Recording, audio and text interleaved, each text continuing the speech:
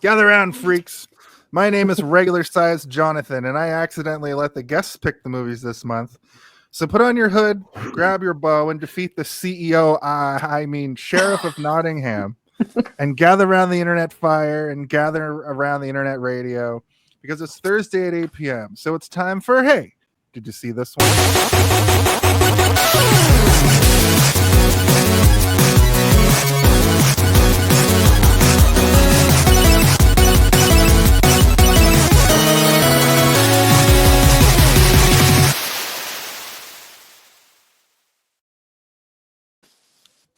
Hello, everybody. It's us. It's here. We're doing a pod show. It's Thursday. It's Thursday night.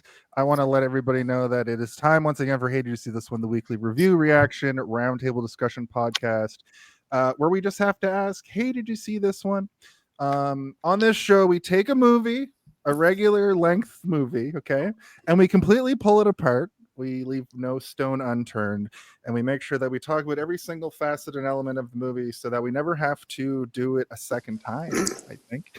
So I'm glad that everybody's able to join us tonight here on this lovely December, late in the year. We're getting there. It's almost Christmas. Excuse me. It's almost Christmas. Season's greetings. Aww. Season's greetings. We'll have to get a redux of this card fit Simon, and because it is of course what's the name of this month? The Great Guest Takeover Cruise Control. And the idea of this month is that the guests sort of hijack the show and pick the episode. So I asked Jenny to be on, and she wanted to do Robin Hood, Prince of Thieves. And then Simon messaged me and said, I'm Robin Hood, Prince of Thieves #1 fan. So he actually hijacked. I love it. So it's a full fan takeover. Or full guest takeover. I guess I don't know if you guys are fans of the show or not, but no, definitely not the show. No, definitely not. No, but thank you all for being here. Let me introduce our illustrious guests for this week. First and foremost, I'd like to welcome back to the show Jenny R. Johnson, famous artist and fairy karaoke enthusiast. I think is yes, absolutely accurate. I clicked it. I clicked the button. I love it. I'm happy to be here. Well, we're happy to have you back. You're 2 away from getting your own playlist on YouTube. Yep, that's right. That's right. It's like Saturday Night Live, except we don't give a smoking jacket. You just get a list on YouTube. Also, welcome to the show for the first time. And I hope I got this correct without asking you, but you are the bass player and lead singer for the band Squander? Bass player, yeah. But I do vocals too, but we split vocals, so kind of. Okay. And I just took over because our guitar player left, so it's perfect. Yeah. Well, Halifax musician and bar manager at this pub. That's awesome. I'm not the manager anymore. I left. And I came back as a bartender because bartending's better than managing. Yes, it is. Listen, always do your homework before you say things on the internet because it's going to be there forever. But welcome to the show for the first time ever, Simon Fraser. Welcome. And as always, my name is Jason R. Phillips. That was the most precarious applause button I've ever had. I'm like, when do I press it? They keep talking. I don't know when I'm supposed to press the clapping button over here. When the name is said, I'm sorry, Steve. I know it's a difficult thing when your brain is on fire. My name is Jason R. Phillips, and I'm joined always by my COVID-riddled compatriot and co-host who is fighting the ever-living Christ out of it to get here today to do this show, Stephen R. Waters. Nope, that's not. Nope, Stephen. It's used to have Stephen Waters. Everybody. He's done 26 guesses and he still hasn't guessed the right letter. It's crazy. Oh my god, it's crazy. Stephen Rogers Waters. Nope. Anyway, welcome to the show, everybody. What a nice ring to it. Stephen Roger Waters from Pink Floyd. Okay, let's move on. So the first segment of this show is the guest gives a brief synopsis of the movie. Simon, sorry, I'm going to give this to Jenny. No, it's okay. since she was the original first guest, and you're hacking the show with your hacker abilities. Yeah. Yeah. So Zardos. Is he here? Zardoz speaks to you. He demands you synopsize this film. Tell him how, why, who, what occurs in this film. Amazing. That's right. After we did Zardos a couple months ago, he just kind of stuck around, and now he demands that the guest synopsizes the movie. I So really like that. Yeah. Jenny, just That's what real I sound like quick, when I don't have COVID. just real quick, give us a brief synopsis of old Robin Hood and his merry band of thieves. Well, jeepers. I mean, King Richard started the Crusades, and all these, Englishmen went to Jerusalem, and they tried to spread Christianity in that way that they do, And in the meantime, King Richard's busy doing that, and back in England, the Sheriff of Nottingham is trying to take over. Oh no, it's terrible. And then Robin escapes from prison, but he helps this other guy escape. His name is Azeem, and they go back to England. And then what happens? Oh yeah, then he goes home and finds out his father got killed by the Sheriff of Nottingham and told a bunch of lies about him. Anyway, so now he has to, number 1, clear his father's name. Number 2, take out the Sheriff of Nottingham. And number 3, help the people. Because he meets some really cool people in the woods, He meets Little John and Will Scarlett, who's actually, to be fair, not so cool, but he's with them.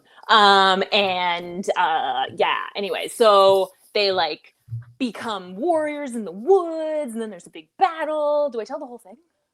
Just till you feel like you've said what the movie's about.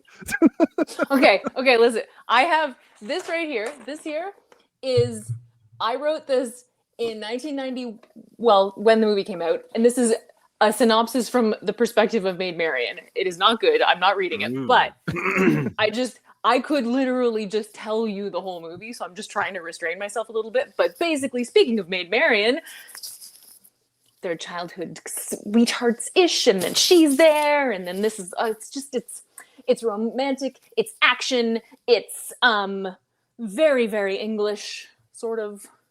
Sort of, except for the accents. Yeah, when you mentioned Jerusalem and you went way back to the Crusades part, you'd be like, boring. Get to Kevin Costner. Also, I should mention that I watched. I started Men in Tights right after I finished this. It's the same movie except for some little things are switched around, and I was like, wow, this Robin Hood story really is just the same every time. I haven't seen the cartoon in a long time, but I assume it's another telling of the same story. Yeah. There's more whistling in the cartoon version. Yeah. Well, thank you. I think that's that's sort of what we're doing here as we're talking about this adventure. Then in that case, let's move on to our brief history. A brief history. I love it here. I love when there's a new guest too, because they're like, what the fuck is wrong with you guys? They get a brief glimpse into my psychosis. Yeah. Steve gets real dialed in sometimes, and then we got 10 new segments. The rules are simple. Basically just want to hear about your history with this film. I know both of you these are the two of you's favorite movie. I don't know how to say that sentence. The twos who use favorite movies that we haven't done. The twos of you freaking favorite movies over here. But since Jenny got to do the synopsis, Simon, I'll let you go first and basically just give your brief history with the film. Okay, so I first saw this movie when I was 7 or 8, and my dad brought home a video saying it was this safety video. He brought the whole family in, and then it was a bootleg VHS cassette. He popped in, and it was just Robin Hood, Prince of Thieves. And ever since that, it was that's my favorite movie. I watch when I'm hungover, and it makes me feel good. Bangers, start to finish. the score is incredible. Oh. Like, Mhm. yeah. And I watch Also- it at least once a year, probably 2 or 3 times some years. It's just Yeah, we call awesome. that a chicken noodle soup movie around here. Nice. Because I have been dying for the last 3 days, I've been watching a lot of my chicken noodle soup movies. This one, it was kind of good to watch when you're half asleep because you're just like, yeah, no, "All right, it let me is. close my eyes for a minute here, and I wake up and I'm like, we're still in the woods, okay?" But yeah, I've seen it before. But it does have that vibe to it, so I appreciate that you have it on your list of like hangover movies, which is just soothing. That and Bill and Ted is the other one. But Oh, nice. Mhm. That's a good one too. I usually just put The Office on and just like every time Michael Scott yells, I wake up and I'm like, go back to sleep. Hey, thanks, Simon. Your dad was like, we have to watch a safety video, and then he put on Prince he of brought the whole Thieves. family in, and then it was just this movie. I wanted to dig deeper, but Nice. I'm like, what kind of? How to be safe in the forest. How to if you're Because he kind of worked for 911 to set up the infrastructure in Nova Scotia in the 90s. So that's how he played it off. That it was a 911 safety video. Yeah. So we thought he was legit, and it was just a VHS of this. Your dad had style. Yeah, he's all right. if you're ever running from the sheriff of Halifax through the forest, you can duck under one of those. No, one of those things he door set up. things. They're so Yeah. sweet. Oh, Yeah. it's so good. Yeah, we'll be able to talk about that. Joni would have got away if he had one of those. Right? Totally. I feel Totally. like there's a comic book in there somewhere where the villain is the sheriff of Halifax. Yeah. It is very cartoonish. Yeah. Maybe he's got an extra finger. Mhm. Something weird. Or Eric Scott or Series of Moles, which is interesting because watching Men in Tights, Isaac Hayes has them drawn on his face in white, which now I'm realizing is because it's a direct parody, I'm pretty sure, of this movie. Anyway, I won't talk about that too came much. out like a year afterwards or something. Yeah. Didn't it? Yeah. Mel Brooks was hot on the heels of hit movies for a streak there, Well, He before loved the Wayans got their hands on Scary Movie, and Mhm. Mel Brooks was the guy to do the pastiche parody. There's even a moment where the kid from this movie who is like, I slaughtered all the deer. He's just Kevin McAllister in Men in Tights. He's like, I have to go home alone now, and then he screams and then runs. Yeah. Yeah. I wish I had finished the movie so I could lay these sweet facts in, but we're here to talk about Robin Hood, Prince of Thieves. So, Steve, let's hear your. Wait, no, sorry, Jenny. Mhm. Sorry, Two get Jenny, copies. your brief history of this film. I watched it for the first time at like a sleepover at my friend's house. I think I was like 11. This was 91, right? So I was 12, just 12, with her older sister and her best friend. So it was like very cool. Like it was really, really cool. And this was sort of the first movie that I just glommed onto in a way that wasn't like, I'm a kid and I like this movie. It was like, I was like, I like this guy. And the soundtrack is so cool, and I want to watch this movie over and over again. And Maid Marian's amazing, and like, so it really was sort of the beginning of me appreciating movies in a different way. And I remember like getting the soundtrack and the VHS for Christmas, and I like I remember the feeling of holding that VHS and just looking at it, like, and I have watched it, enough times that I could basically just recite it along. And probably informed you only liked men that looked like Kevin Costner for the first most of your life. I mean, The stranglehold that Kevin Costner had on like our parents, like our moms. Yeah. You know what I mean? Yeah. We were So talking crazy. Me and Jason were talking. I'm like, Kevin Costner is like the boomer movie star, right? Like he's like the guy that your dad is like, he's a handsome man. He's a goddamn handsome man. It's running.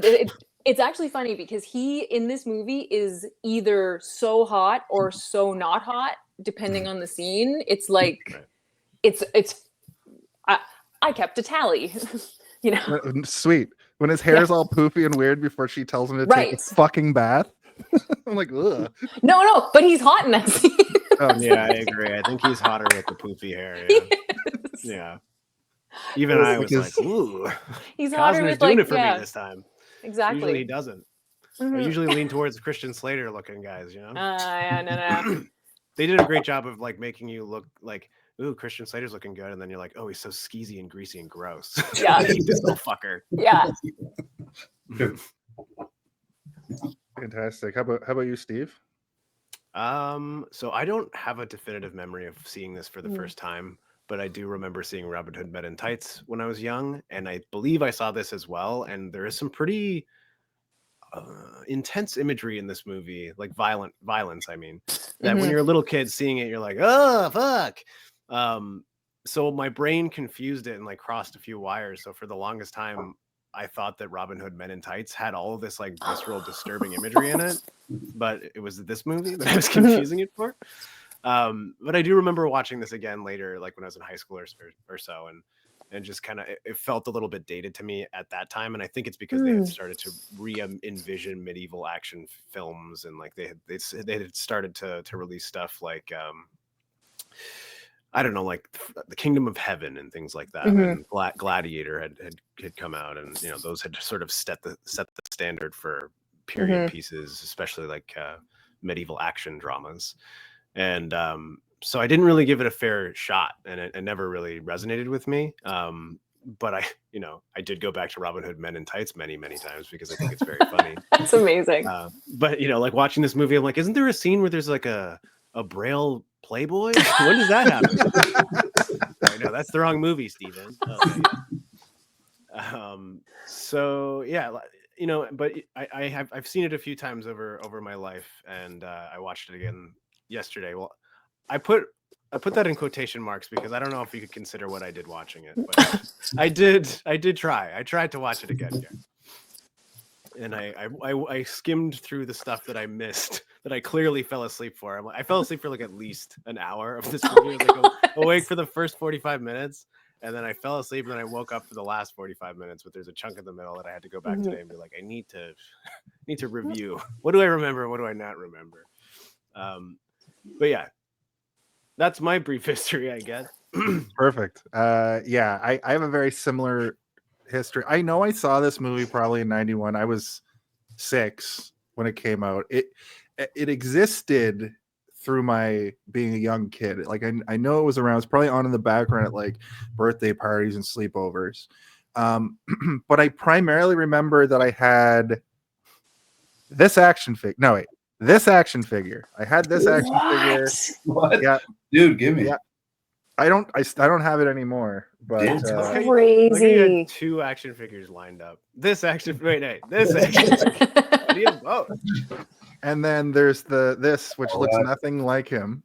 But, oh my god!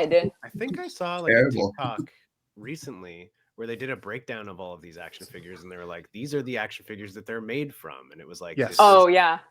This is Hawkeye, and this body is like also Batman from the animated series line of figures. Like they use the 5.5 inch figure for like so many different TV shows and movies because they just, basically 3D printed a million of them, and then they're like, oh man, nobody's buying the Robin Hoods. Let's repaint them to be Lex Luthor.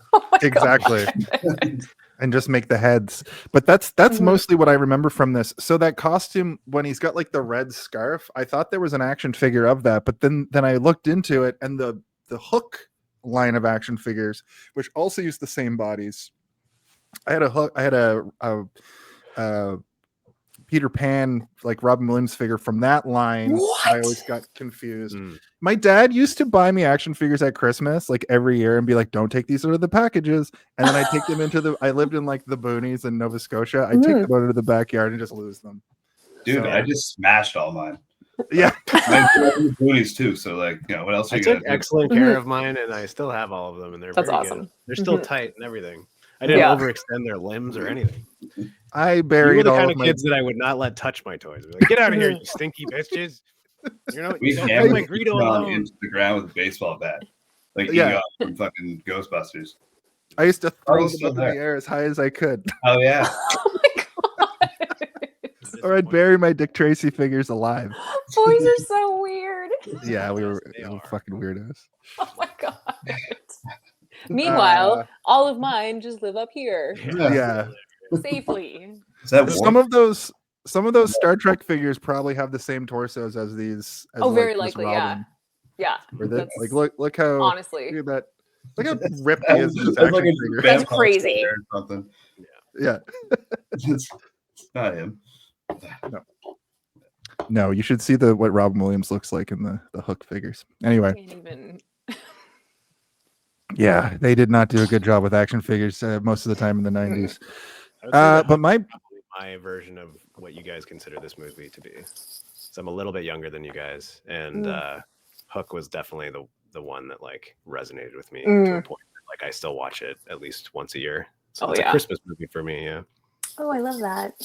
Yeah, Bring me Peter Pan. if you go back to our Hook episode, you'll see Steve gush the way that Simon and Jenny are gushing.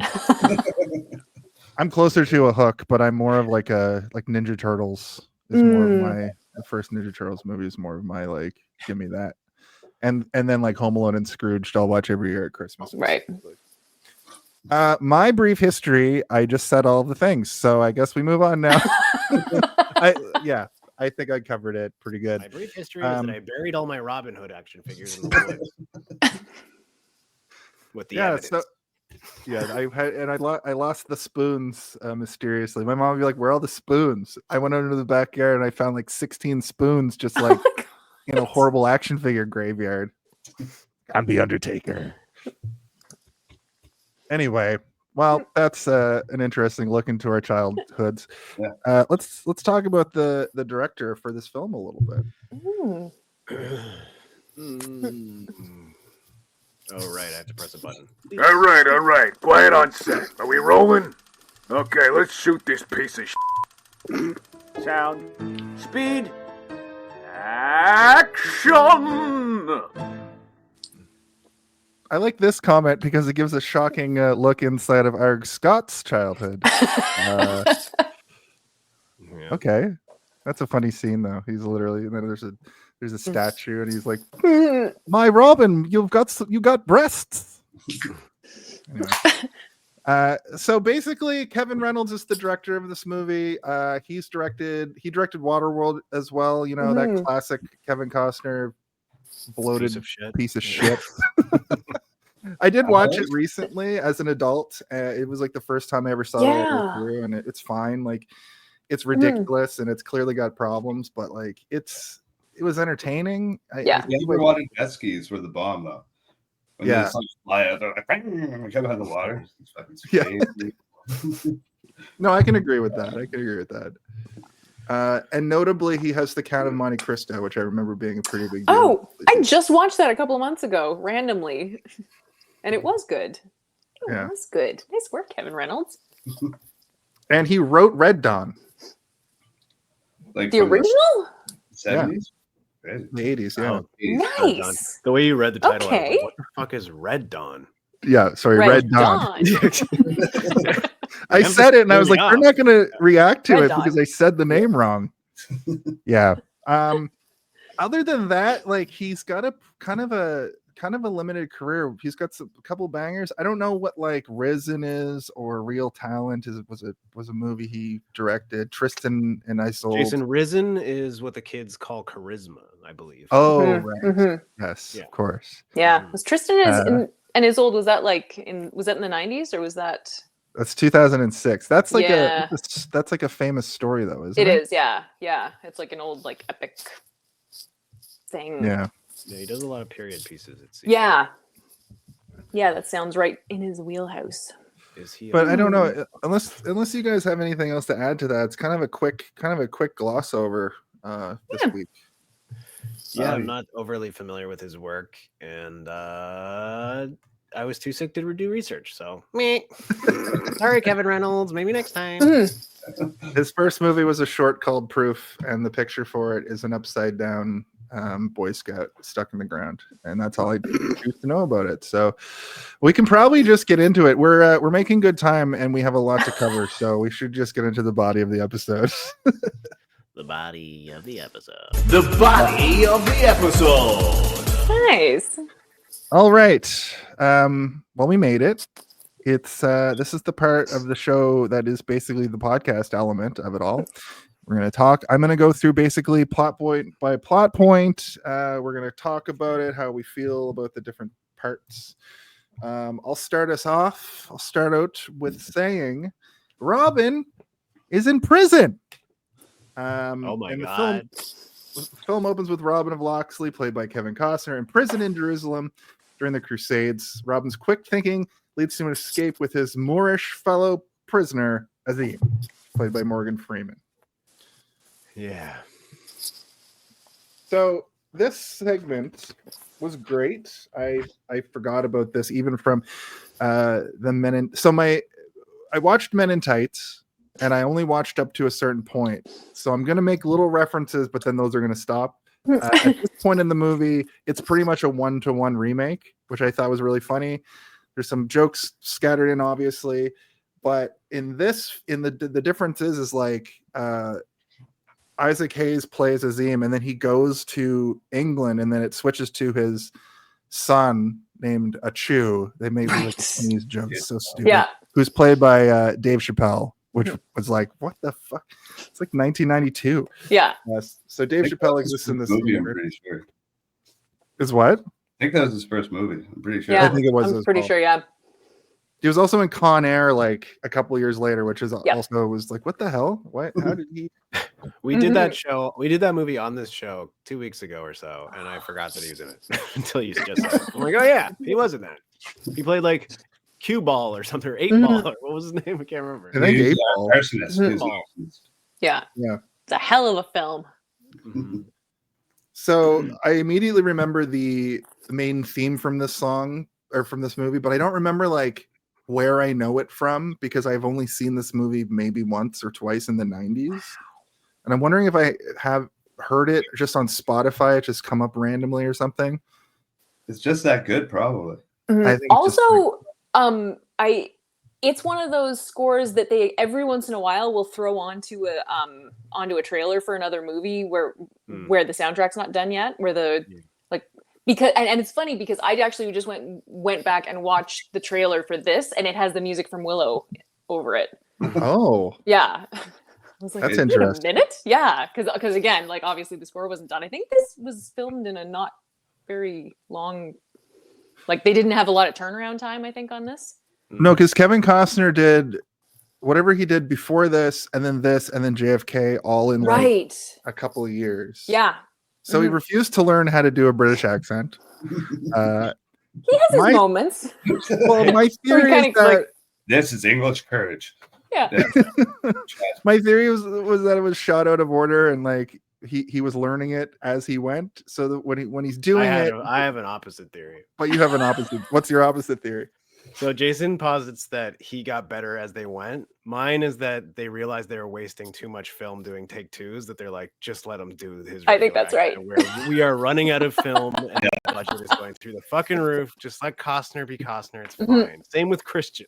Let Yeah. Christian do his thing too. Yeah, She's like, what do you mean? I'm doing a perfect English accent. No, you're not. Because it does. It really like it comes and goes even within a single monologue. Like Sentence. Yeah. Yeah. Like, wait a minute. What? yeah. It So reminded it's like me you of can see him when thinking about it, but Yeah. Mhm. Like I run D&D and it reminded Yeah. me of when I do a British accent in a game where I'm like, it's not perfect, but whatever. They get the point. exactly.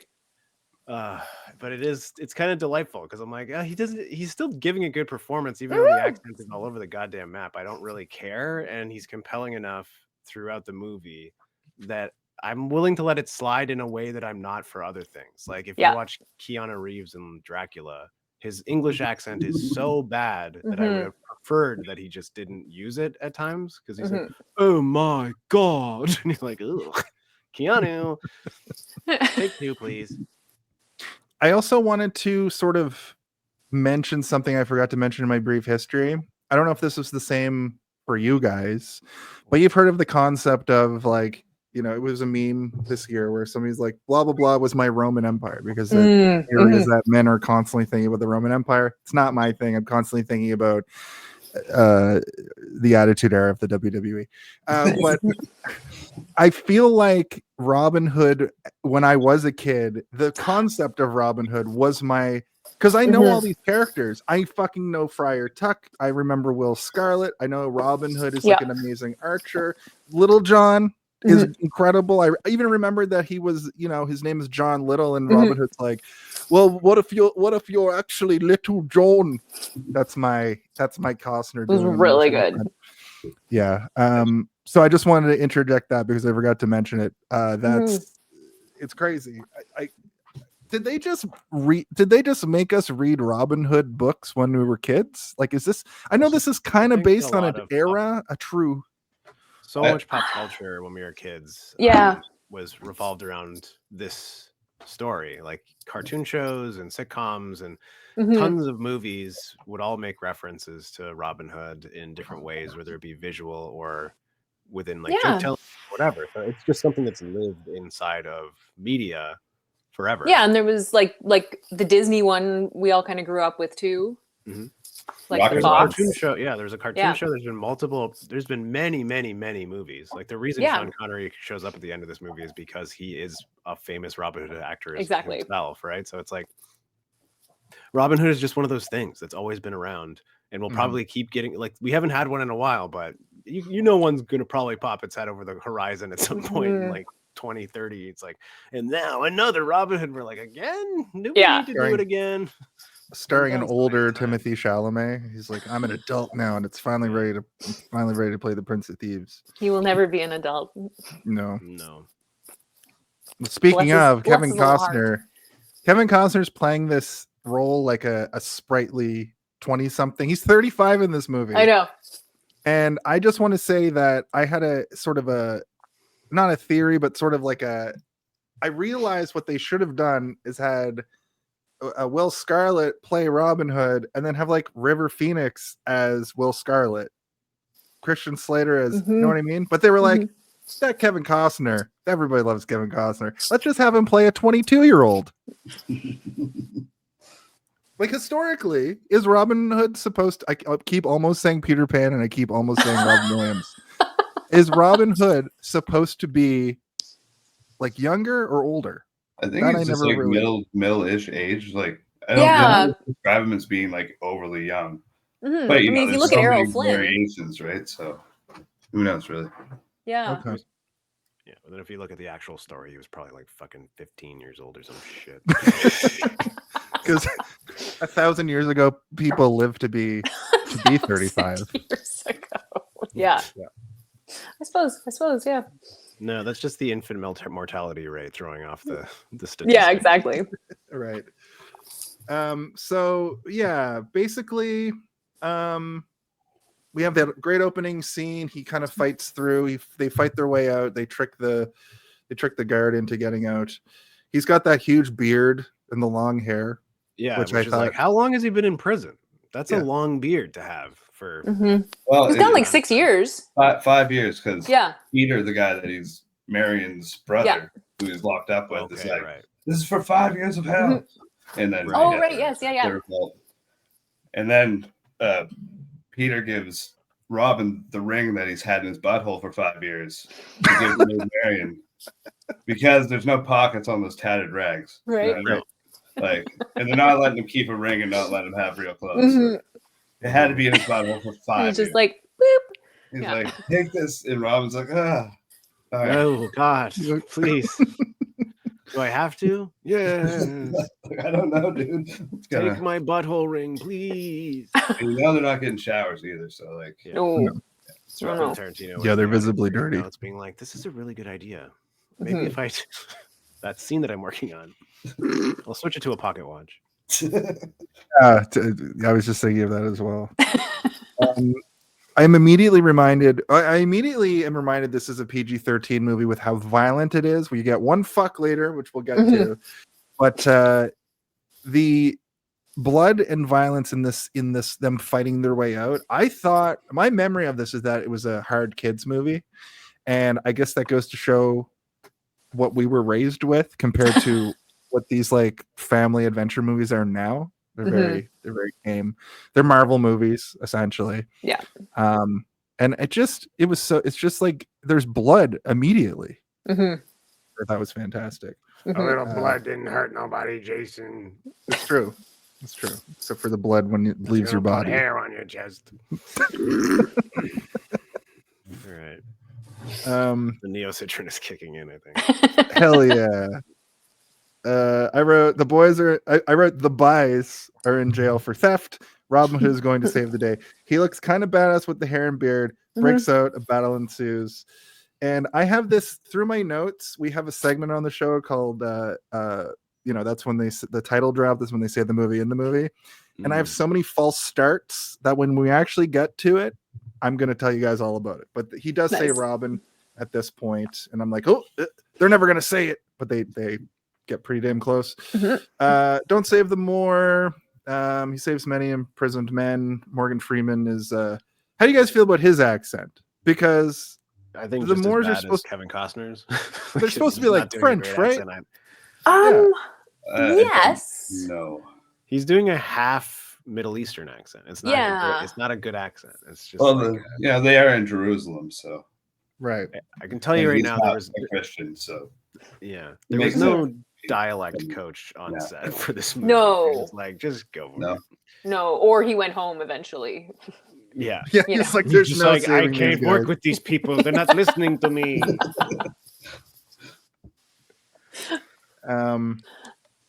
Right. So one of their pals gets stabbed. Turns out that's Marianne's brother. He does like a kamikaze sword maneuver and just like gets off them. Robin Hood, being the man that he is, wants to, of course, save everybody. And Azeem has to be like, bro, that dude is bleeding out and going to die, and we have to get out of here. And he's saving our lives right now. Yeah. So he goes to make the distraction. They escape Jerusalem, and we get this great scene where Robin Hood is just like, Captain Morganing on the front of the boat, and he's just so stoked to be there. In Men in Tights, he just swims it. He just fucking swims it. It's so stupid. But they do the exact same thing when they get to the soil. They get down and they kiss it. And what is with that element of patriotism? I mean, I love Canada. That was another weird thing that they would do in like 80s and 90s movies a lot. Would be like people would get out, but I think that's a real thing. Like it is, in real life, where they're like, this is the soil of my homeland. I was birthed from this somehow. Like not really, but somehow, I don't even like. Probably just happy to be home from being in prison. Yeah. I mean, it's like I'm so happy to be home. I am happy to see this dirt pile. It's And then I'm like, I don't even want to touch a doorknob at like in a public area. No, thank you. Yeah, that was kind of my thought. You're just rolling around in salt water and putting sand in your mouth. That sounds horrible. But, I mean, it was also he's been on a boat for who knows how long, right? That too. Because they would have sailed.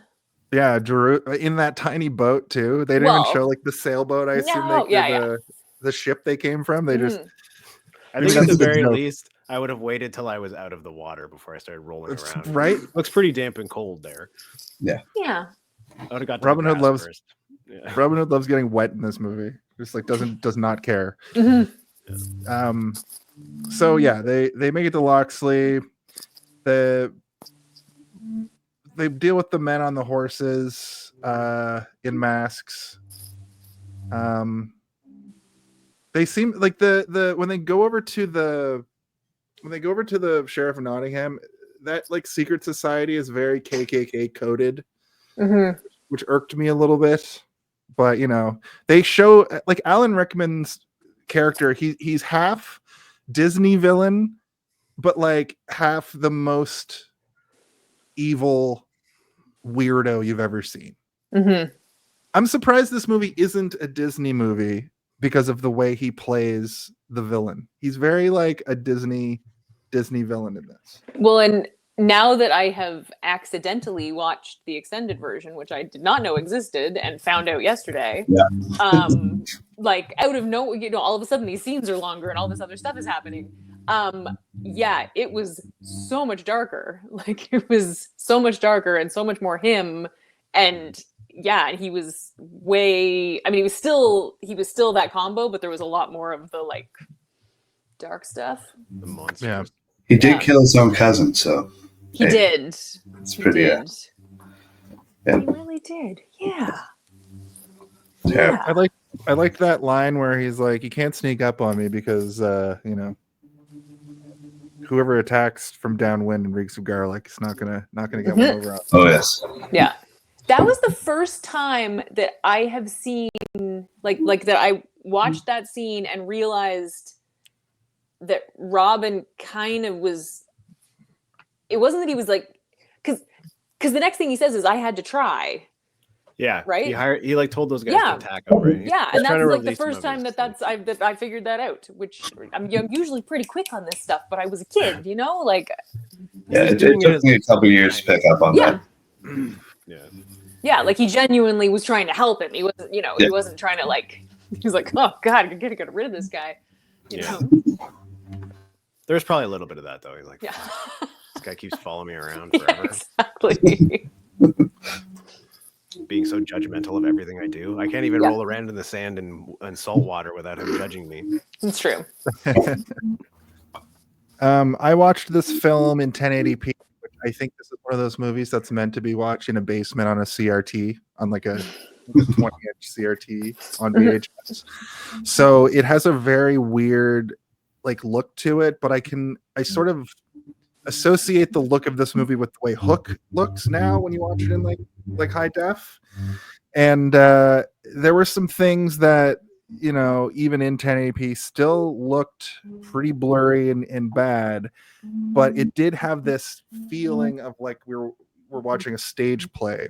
And I think that this as a stage play works exceptionally well as well, right? There's probably a version of that, right? I would say. Yeah. Is it a cello? Yeah, what's that? Yeah. What's that noise?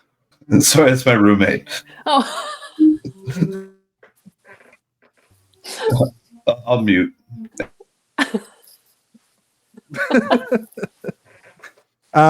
Here, let me see. Here, unmute for a sec, Simon. I'm just gonna see. There's some settings I can do. Okay. See if I can. So I've got reduce background noise, automatically adjust. Oh, that's pretty significant. is it a cello? Yeah. Oh, yeah. He's Awesome. playing cello in the next room. Yeah. Amazing. You're like, I'm gonna be on a podcast tonight, and they're like, cool, I'm gonna Nice. play the cello. That's Hey. fine. If it gets loud, just mute if you're not talking. Yeah. Yeah. But feel free to not be on mute because conversations. Yeah. Um, Good. Yeah. but part of it too is that like this movie is, you know, it's not a huge budget, but this having it in such high definition kind of makes the set pieces that are supposed to look cool like a little bit cheaper sometimes. I really like when they're outdoors, that all of that stuff looks great, or if they're like clearly in a castle, it looks good. But sometimes when they're on sets, it like the higher definition makes it look a little bit dated. And I wrote, I like shitty sets. It's my favorite thing in the world. yeah. Yeah, love them. Love them. I want to see them rattling around when people are getting too intense. Yeah, like when we covered Barbarella and it was just like, oof. Oh, yeah. Cardboard Yeah. walls, baby. Yeah. And I made an assumption that this movie had a massive budget, but that's not true. We'll talk about that a little bit 60 later. million is pretty big for 1991. That's true. yeah. 91. Yeah. I think like Waterworld was supposedly like the most expensive movie ever made. Wasn't that 100 then? Or was it? I feel like it was like 90 or something. Like it was something that like by today's standards, you're like, that's not that much. Yeah. But But adjust for inflation, it's like quadruple that. Yeah. no, I know, but adjust 60 for inflation, it's still pretty freaking big. Right. Yeah. Waterworld. Oh wait, Robin Hood. 175 for Waterworld. Wow, Oh, yeah. That was a lot. that is a lot. Yeah, I think it was also like a thing with Waterworld where they they said it was the most expensive movie ever made, but it actually wasn't. It was just like a bunch of other things that they had to add to the budget to make it seem that way. It like was like living up to its own expectations or something crazy. And like Kevin Costner to this day is like pissed off about it. He's like, I mean, wasn't that much of a waste of time. God damn it. Yeah. like, all right, Kevin. I feel like they Calm also down, Kevin. set out You'll make another baseball movie, you freak. make another historical piece where you say back into the left. I feel like they also set out to make Waterworld like the most expensive movie ever, and then they got real lost in the sauce, and they were like, we have to stop throwing money at this because it's just not working. And then that's why we have the movie that we have. But this movie, I think they put all the money in the right places. I just wanted to comment on the fact that like I really like Steve's love for small sets like that. I really love an open field. There's some laughable moments in this. To that effect, like when the soldiers are shooting the flaming arrows into the town, they're clearly in a different part of the country because they're in like an open field and they're shooting into like heavily wooded area. But at this point in the movie, Robin Hood and Azeem are talking women. I thought this was pretty endearing. I forget how the conversation actually goes if you remember what I'm talking about. Maybe Robin's like needling him about well, I mean, Robin's kind of like saying offhand things, talking about like drugging women with mistletoe, and then you know, and then Azeem is like, hey, that's not super cool. We talk to our women, you know. Yeah, exactly. Like a civilized human being, not like a creepy pervert. Exactly. Is this also when Azeem is like, the women in my town? Ooh. Yes. You're over here drugging women so that he would die for them. Yeah, the women, they'll steal your soul. Exactly. Yeah, Robin is kind of like they're sort of setting him up at this point to be very, I don't know, like you know, it's established that he cares about people, but it also at this point he's just kind of like, you know, like I'm having a good time. I'm going home. I'm going to see my dad. Yeah, hilarious. Oh, Azeem, you're so hilarious. Like it's definitely setting him up for an arc. Yeah. He's gonna learn real quick that it ain't all mistletoe and rolling around in the saltwater sand. Exactly. Yeah. And then the cousin of the sheriff shows up, who's a very recognizable actor. He's in a whole bunch of stuff.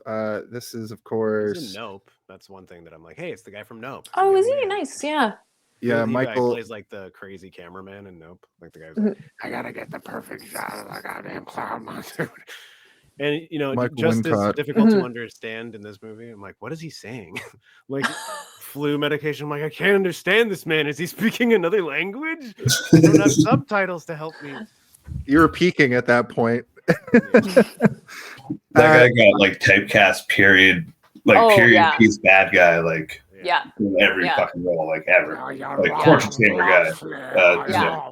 Sheriff's cousin. Like, just like he's that kind of guy, you know. Yeah. Like, I saw him most recently in Alien Resurrection. I watched that recently. Oh, nice. He's in that. Yeah. Yeah. What were we gonna say, Simon? I didn't mean to cut you off. No, I think that was it. That's cool. They also encounter the boy, Kevin McAllister, as I mentioned before, being chased off by these guys, and basically says, you know, I've killed. They're chasing him for like poaching deer, and then when they kind of chase the guards off, he's like, "How many deer did you kill?" He's like, "Hundreds." What the fuck? They have this kid being their like number one breadwinner for their little village. Yeah, killing them for fun. He's a little exactly back then, you know, like they started young working. So hey, right. Well, they're doing it because they have to. The right. sheriff's taking them for everything they have. Fucking sheriff. I wrote, this kid has killed hundreds of deer. That's a crime. That's the crime. Over to Alan. He's trying to balance out the ecosystem of that part of whatever country they're in. Overpopulated. There's too many deer. You got to kill at least 100. over to Sheriff of Nottingham, who has let's just say a penchant for prostitutes. It seems like he's always got, I don't want to assume they're prostitutes, but he's a pretty gross, smarmy weirdo, with a lot of power. With a lot of power. Too First much you get the power. Then you get the respect, and you get the khakis. Then you get the women. And then you get the title of Sheriff of Nottingham. The cousin reports that Robin Hood is out there. And then we meet the witch in the dungeon, who is insane. Who just spies on him while he's banging prostitutes. She's just like, let me take a look at this. Yeah. Like, that's the thing. The extended version has that whole side thing. I knew nothing about any of this. This is all random information to me. The eye hole thing and like the super zoom into it is just it's not in the original. It's so well crazy. lit too. You can tell that she's looking at her from like a mile away. Like he knows she's watching, right? He's like, I'm okay with her watching. No, because I didn't tell you to put your clothes back on. So let me ask you, I might have watched the extended version because when he puts the finger through and like does this. Yeah, that's in the extended version. Yeah. Yep. Oh, yeah, that is also not in watched the original. We all watched the extended version then, because that's the version I gave you, Steve. Crazy. Yeah. Well, it was 2 hours and 50 minutes long. Yeah, because it's like 2:35 without it. Yeah. In fact, I put it on and I was like, this seems long. This seems like longer than I remember this movie being. It's got an extra like almost 15 minutes of content. Yeah. That's incredible. Well, I'm glad we're all on the same page. And I have 4 pages of notes because of it. Yeah. Although it's funny because all that extended stuff, I was like, this is not the movie that I signed up to watch. I'm like, so I'm doing all this like mental work to be like, this is fine. This is okay, fine. But I'm also like, when I watch this movie, I don't want to think about that stuff. But I mean, that's like, this isn't what I'm here for. I mean, it was very interesting. It was like wild to see all of this like crazy backstory and extra satanic stuff. And the whole thing about the him being her killing a child and replacing him. That's not in the original either. No, no, it's not. So it's a whole other level, Oh my god, yeah. I've been watching a lot of movies since like the pandemic started. Basically, I've put down. Imagine only I watched the extended version and you guys didn't, and then I'm sitting here being like, I swear there's a fucking witch in this. And you guys are like, what? No, what are you talking about? Like, you're high, man. Yeah. God, and then I would feel crazy for the rest of my life. But like I, sail the high seas a little bit when it comes to certain movies, right? Because they're just either not on streaming or I don't have the service they're on. Oh yeah. And I find myself watching a lot of extended versions and director's cuts because of that fact. And I would have never known because they don't label it like that. That's what happened with mine. Yeah. Yeah. You just watch whatever version. I've only seen Alien director's cut. It's the only version I've seen. Wow. That's crazy. Incredible. Yeah. But I don't know what like the theatrical cut is. I have the Warriors downloaded and it's the director's cut. So it's going to be a different experience, but it's crazy because I somehow missed that the extended version even existed, right? I did not know that was a thing because I had it on VHS for years and I wore that tape out. And then the only DVD copy I have is one that I bought from like a sell-off sale at Blockbuster. So it's just like the disc in a Blockbuster case, so, and it was just like it was just the theatrical version. So I completely missed the release of the, same. Yeah. That's awesome though. I also so now we're all on the same page. We're watching this through this lens. Okay. I definitely didn't know that there was all this like macabre arcane stuff happening, but apparently, as you guys have said, in the original version, they don't really focus in on her like rolling bones and fucking feeding a bat and like spying on him. They do the rolling bones thing. But not just like the extra stuff. Yeah. And I mean so much of that is Alan Rickman doing Alan Rickman stuff. Right. Yeah. And I know that they cut that down because I think they got to the end of the filming and were like, oh, this is an Alan Rickman movie. Wait a minute. Oh no, there's way too much here and he's too good. And so they had to like dial his storyline back significantly. I want to tell you guys too. I have a very vivid memory of the Sheriff of Nottingham, probably because it's from so many things. But I don't remember him being Alan Rickman. Like I don't remember it that Me way. I too. just remember Yeah. him looking like that, and then seeing it be Alan Rickman. We covered. Well, you were on for it for Galaxy Quest. Weirdly, it's you're the Alan Rickman person now. Yes. But you know, I also watched the Red Letter Media covered that movie recently too, and just seeing him play that character, so reserved, and then see him in the same month. Oh yeah. Play this fucking guy is so funny to see. And then you think of course Snape, and then think of course of Die Hard, and he's so versatile, you know. Yeah. But he's so insane in this movie. Oh my god. So insane. It's incredible.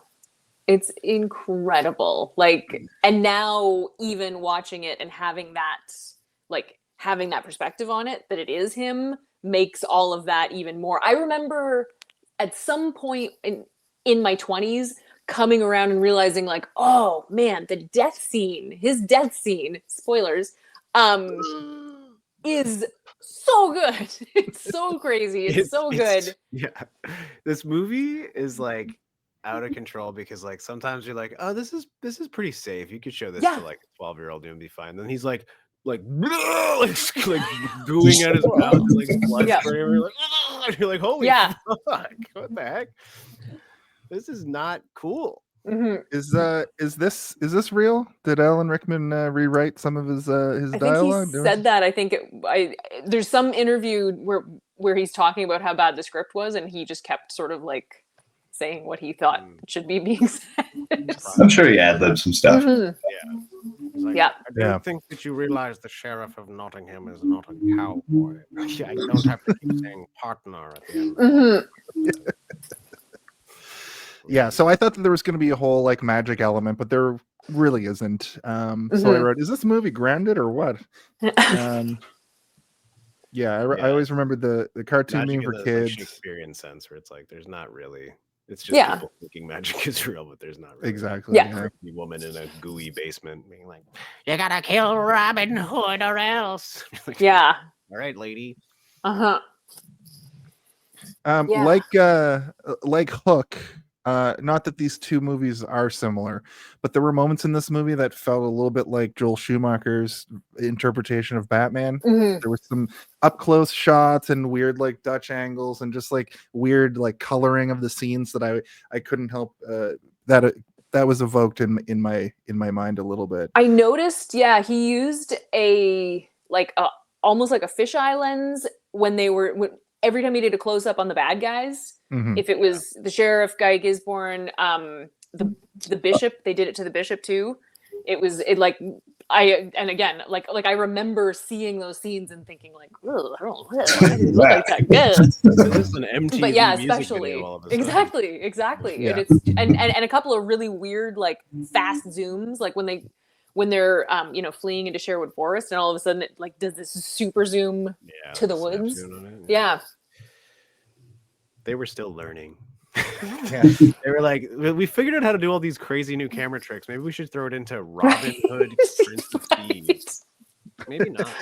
It's so. I mean, that stuff is so interesting, especially like knowing that stuff because knowing more about how movies are made and how they're filmed, and watching a movie that I grew up watching and seeing it from that, like it's really cool and weird, Yeah. And this was also kind of like the time where I'm busting the movie's balls a little bit, but like there were all these new sort of like vibes for cinematography that were being tested out, and I guess that it took them a little while to realize like maybe we can't mix and match everything. Maybe it's not appropriate to have like a hard period drama action film where everything is filmed pretty traditionally, and then all of a sudden have these crazy MTV camera angles. Just for the villains, like it's the '60s Batman or something. Sheriff of Nottingham is always at a canted angle, being like, "We've got to stop that Robin Hood." Yeah, I will say this movie's 1991, but it does feel a little bit ahead of its time for that sort of that element. Mhm. This should feel just like a shitty 80s movie, but it does have a lot of the hallmarks of 90s adventure Mhm. films that come after it. I Yeah. feel like a little bit. Yeah. At this point in the plot, though, we get to the Locksley castle. Robin Hood is revealed that his dad was murdered, his whole everybody was murdered, and then we're the only surviving person is the blind man whose name escapes me. I know you guys will Duncan. correct me. Duncan. Yeah. I thought his I think name he's was called Blinken. Blinken. Yeah, he's called Blinken in Men in Tights. Yeah. This is not as funny as Men in Tights, because in Men in Tights No. they do a whole thing where they like literally move the castle and then just the bathroom is left and there's slapstick. But here it's very tragic. And he's had his eyes removed by fucking the king and the sheriff of Nottingham after his family was brutally murdered. But he was kind of a prick. Like, remember in the very first scene, like when he's like the dying old man's like, "Oh, my son, he's dead," and Duncan's just like holding on to him, like shaking him, like hitting him and stuff. It's like, and then he got handled real quick in the next scene when he had no eyes. Yep. And, he had to come. I don't know. I used to feel bad for Duncan, and now that I picked up on that, I'm like, no sympathy. Duncan's kind of a piece of shit. Yeah, he's a real jerk before he lost his sight. Like, he was just protecting his master he was from trying to protect rando guy. Man. Famous My angel son, from he's dead. Like, what the fuck? Yeah. Duncan. He also claims that the sheriff has said that the Locksley lands are now defunct. And I guess Robin's going to go on an adventure now with vengeance for his father. So Robin Hood is basically Batman at this point. And they go to Peter's home first. And then Peter says some racist stuff to Azeem. Duncan. Or Duncan. Why did I write Peter? Peter's dead. Yes. Yeah. Duncan is like, so you're white, right? What manner of name is Azeem? Yeah. Whoosh. Yeah. Actually, I'm from the Middle East. Yeah, and he's like, what? And then they cut Duncan's What? out. Yeah. That's the price to pay. Right, and then we meet quote unquote Maid Marian, but it's what's her name? Fanny? Sarah. Yeah. Sarah. I think Sarah. she's Fanny in minutes. No, Fanny's little John's wife. Right. Okay. There's too many names. Get your facts straight, guys. Don't you know your Robin Hood lore, motherfucker? What's wrong with these guys, Simon? I don't know. Wow. Friar Tuck. Friar Tuck. He's I don't know. What does he fry? What kind of stuff does he fry? Liquor. Ryan. Right. I made a note here about the action figure. So they get attacked by the Men in Black again, and then actual Marion shows up, and Robin returns to the ring that we talked about earlier, and she has a real low opinion of Peter. I did it so many times. I'm like Peter Pan of Robin Hood. My notes are failing me. Did you get AI to write that for you? No, those are other notes that I have written here. I use AI to like have a main plot, and there's fun facts. In fact, I do have a fun fact about the dialogue. Okay. I told Steve I wouldn't do this anymore because some of our fun facts were so off base last week. But to what Arg Scott said about rewriting the dialogue, AI told me as a fun fact that Alan Rickman actually improvs in this movie a bunch, and that's why it's funny. That makes sense. So I think that might have been what he meant. Yeah, that makes sense. They also, I wanted to ask you guys about this because this is a really inconsistent thing about the way the movie's filmed. You guys are familiar with like digital shaky cam, right? They use it, they overuse it now. Yeah. But there's some scenes in this when they show people talking to each other, and it might even have just been this one part, but there's like that shaky cam. I think it was in one of the extended scenes. Is it an extended scene? So because I remember actually thinking, "Oh, they're doing a shaky thing here." Okay. But it was a sheriff scene, and it felt like I'm like, what episode of The Office is this? Yeah. Okay, that's really interesting because I tried to clock it for the rest of the movie, and I don't think they do it again. And I Yeah. thought it was really interesting and ahead of its time, and they would have had to actually do it instead of use like an effect. Okay, never mind. No. They could have just also shook the camera. I don't know. Maybe. Yeah. Yeah, definitely. Probably. Awesome. Like I feel like director's- they were trying different ways to film Alan Rickman's chaos. Psychotic brain. Yeah, you know, they were just like, Ooh, how can real fucked up? yeah, Oh, what angle can we use? What yeah. I don't know. Shake the fucking camera. Go, Alan. Go. Yeah. Shaking the shit out of the camera. Yeah, because it was That in was- that scene where he's with the scribe and he's drunk and he like smashed all the gold off the table and then there's all this like stuff happening and then I was like, oh shaky, okay, cool. Yeah. That was also when I definitely. was like, this is a Disney villain. Yeah, and that's not in the original. That's not in the theatrical. Okay. That whole scene doesn't exist. It's an added scene. Yeah. Is the moment where they're sitting on the wall and then they flip around and hop off the wall into the and like slide down the That's so hay? classic. Is that from the movie? Yes. Oh my That's- god, yes. That's like an iconic moment, the bounce out of the hay. Oh, so good. I love how they just do it perfectly in sync too. Without saying, hey, let's jump, you know? Yeah, it's new. I laughed out loud at that. Like, Like very when the Azeem gives the telescope to Robin Hood. He's trying to stab the guys on the horse while he's looking. Yes. Like, Yeah. why did you guys take Jerusalem? Yeah. Like, genius. I do love that. I love that. Yeah, I made a note about that as well. Mm-hmm. He pulls his sword while looking through the eyeglass. Yeah.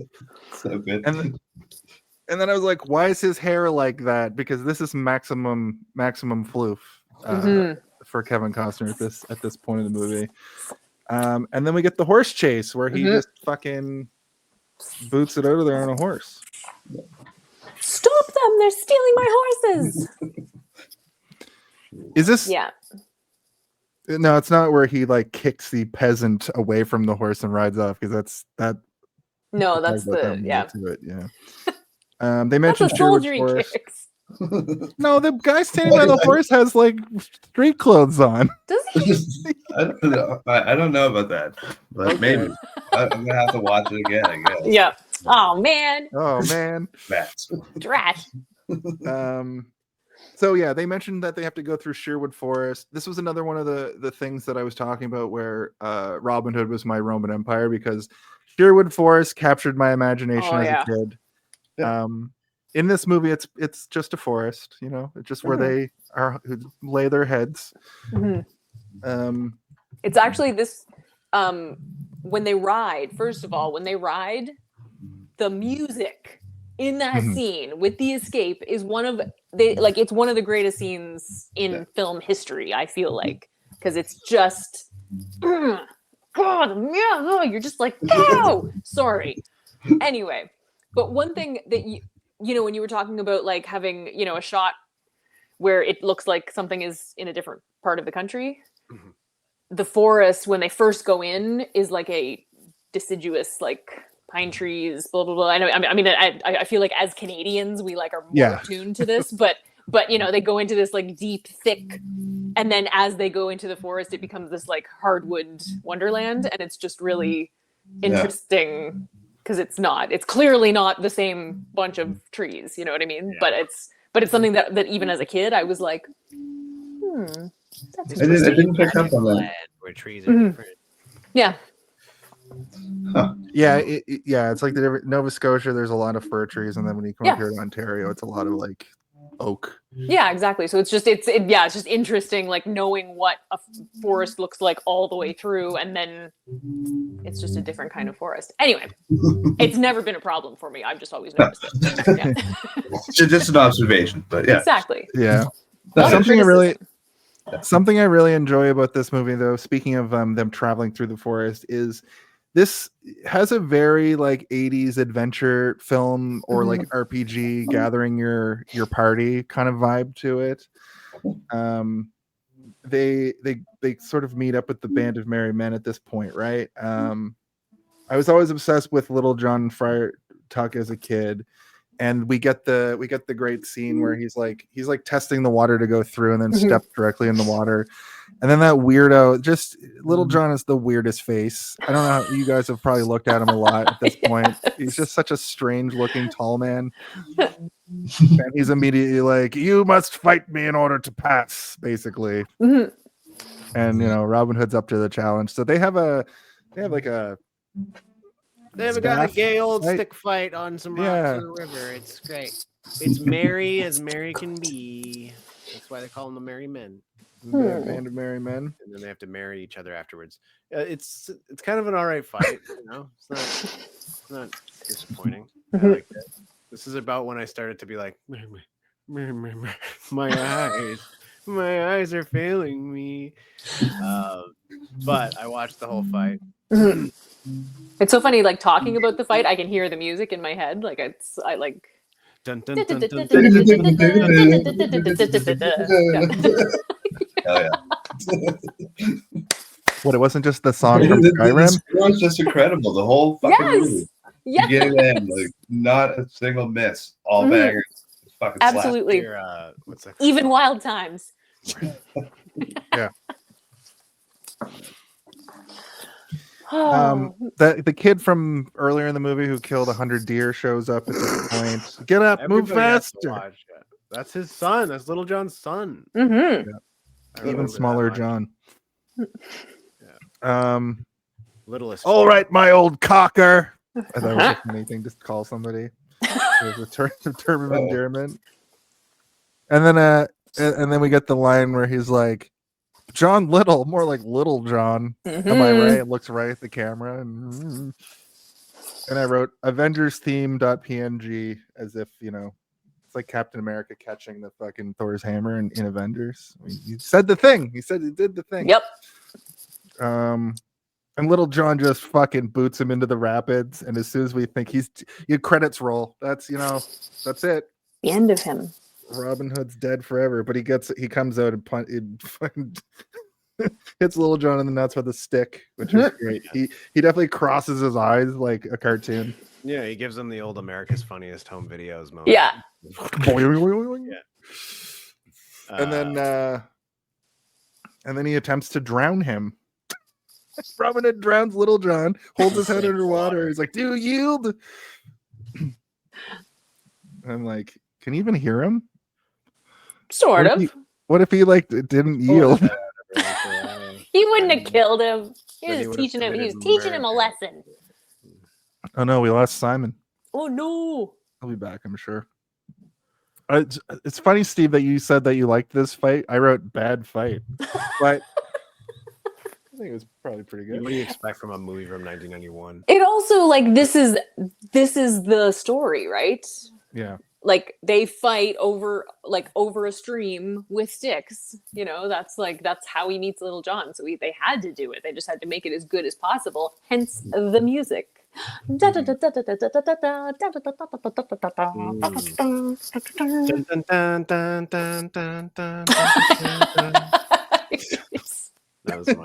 how I remember. It's really good. I'm just gonna message Simon to make sure he's all good. So, you know what? One thing I noticed this time that I've never noticed before is riding the horses into the forest. Robin is riding bareback. Oh my god! The whole time. Kevin Costner demanded it that way. Yeah, he's riding bareback on the brown horse. No saddle.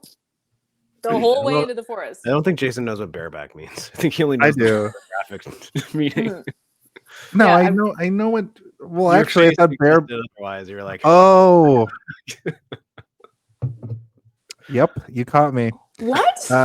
No, I know that it's just when you don't have a saddle. I do know that, but when you said it, in that moment, I was like, he's not naked. But so you were thinking that, okay? I was thinking it, but I'm not an idiot. Was he not wearing pants?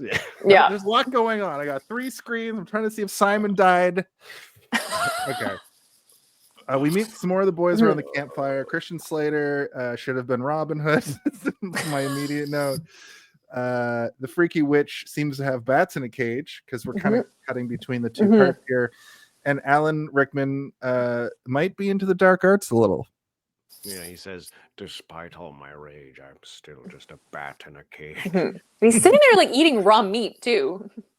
Which was strange because she's like feeding the same thing to the bat that he's eating, right? Yeah. Because if you think about it, she raised him, so this is all just completely normal for him, right? That's why he's like, hey, and he walks at the crow and he's like, shut up and all of that stuff. Like and again, this is all brand new information for me. I am That's crazy. That bewildered by this. The movie would be so less disturbing without all this stuff. Yes, it really would. Like, it's a completely different movie with all this extra stuff. I can see why they cut it, because it is weird. Yes. It's so strange. Absolutely. I mean, like, the whole thing with the barons, like, okay, the level of me not knowing this is that there is an upside down cross hanging in the chapel at the end of the movie. I never clocked that until this time. I just remember thinking, "Oh, what a weird cross."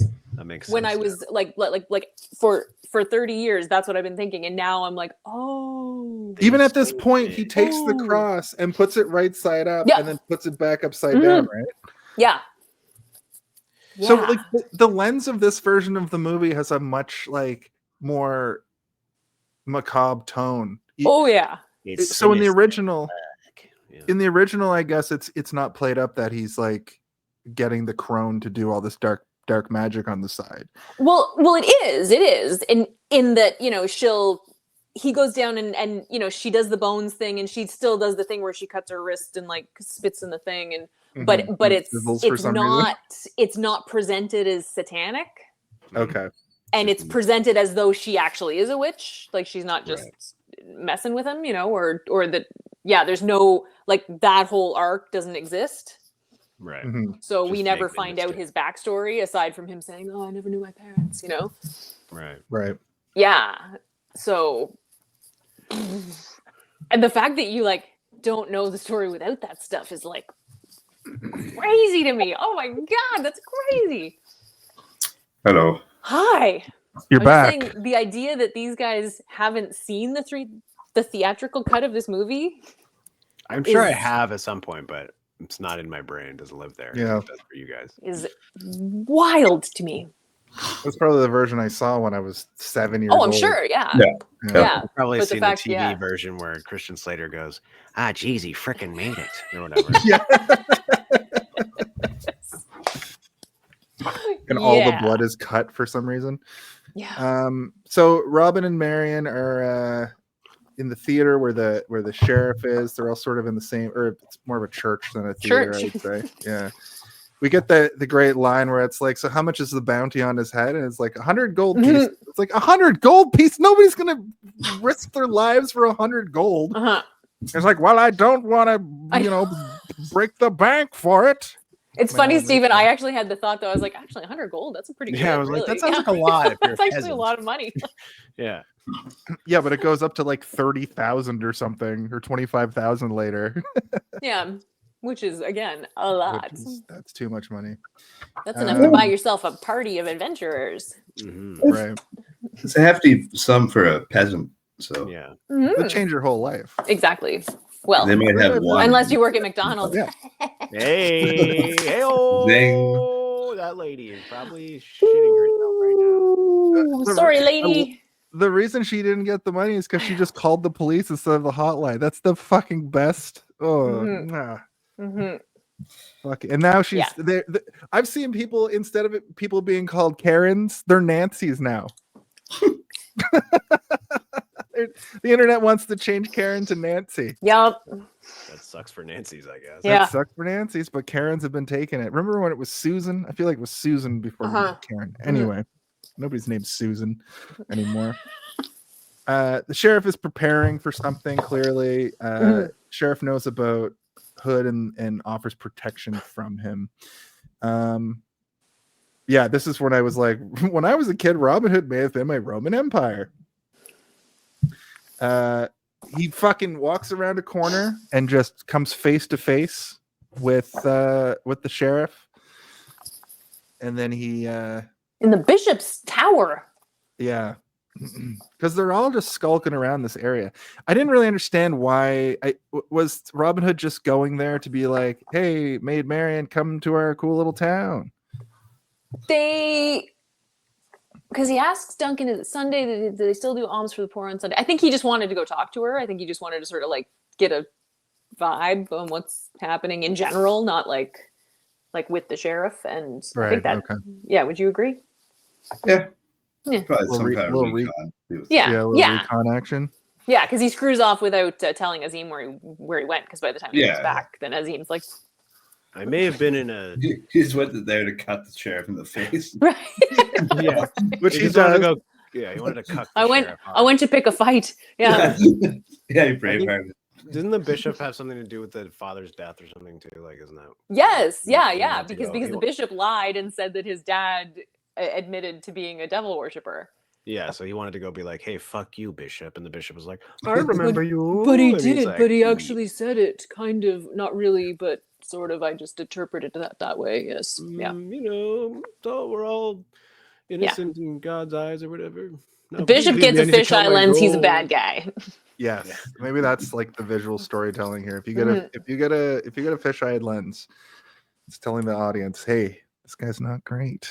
Yeah. The bishop fucking sucked. Yes. He's a bad dude. No good. He has the best death I think I ever. Oh yeah. Oh It's yeah. so Oh good. god. Pile gold on him. We'll get to that. Not only did he get hucked out a window, but he got crushed by like mountains of gold as well. Mm-hmm. Yeah, and here's 1,000 silver to give the devil when you get to the hell or whatever. 30 pieces. And tell him, Friar, fuck you, sent ya. Yeah, who is my favorite character in this movie. But we'll get to that. At this point, this is where Robin Hood does that rope thing up into the tower and it chops him in the face. And then I swear it was just a man in street clothes who was holding a horse and he kicks him in the chest. And I'm like, oh, we're doing it to our own? I thought we were supposed to steal from the rich. Yeah, I don't know if that was a peasant. I know. It was not I know what you're talking about now. Yeah. I know that scene. I don't think maybe he wasn't a soldier, but I don't think he was just like a poor peasant. He at least had a fuck you, buddy. Exactly. And he didn't kill him. He just pushed him out of the way forcefully. He kicked him in the chest so hard he fell over from horse level. He didn't kick him in the head. Yeah, no, that's true. You guys are probably right. You're definitely right. I've seen the movie once. You guys have seen the movie collectively 200 times. Easily, yeah. Probably. Yeah. So he gets back to his squad and he tells them he's going to lead them against the sheriff. And it seems like, no, we're not doing anything that you're talking about. That's ridiculous. That's a kingdom. And we're 19 men and 2 women. Yeah, the village grew like really fast. Yeah. It seems like only like 18, and then it's like a city in the woods.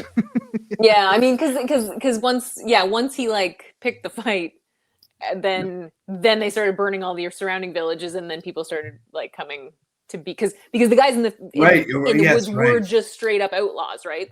Yes. So they were ones who had actually gotten in trouble and were hiding in the woods, but then all the people whose houses got burned started moving into the woods too. Right. Yes, you are correct. That yes. Yeah. Yeah. And incidentally, like he says he's gonna lead them, but then he gets up on that tree and he does an in and out British American speech that is one of the greatest speeches. Yeah. He starts by standing up and he goes, "My fellow Americans, we're here to defend England from this shitty man." I don't have a speech prepared. That speech is so inspiring, though. I love it. I want to follow Robin Hood. Yeah. I mean, he is just like, I don't think it's revealed at this point. No, is it revealed at this point that he was like the son of a rich man? Yes. Yeah. We know that right from the beginning. Yeah. Okay, so you know who else is the son of a... Maid Marian immediately is like, "You were a spoiled little shit who would like, burn my hair and stuff when I was a girl." I'm like, burn your hair? What the fuck, Robin? And psychopath burning people's hair.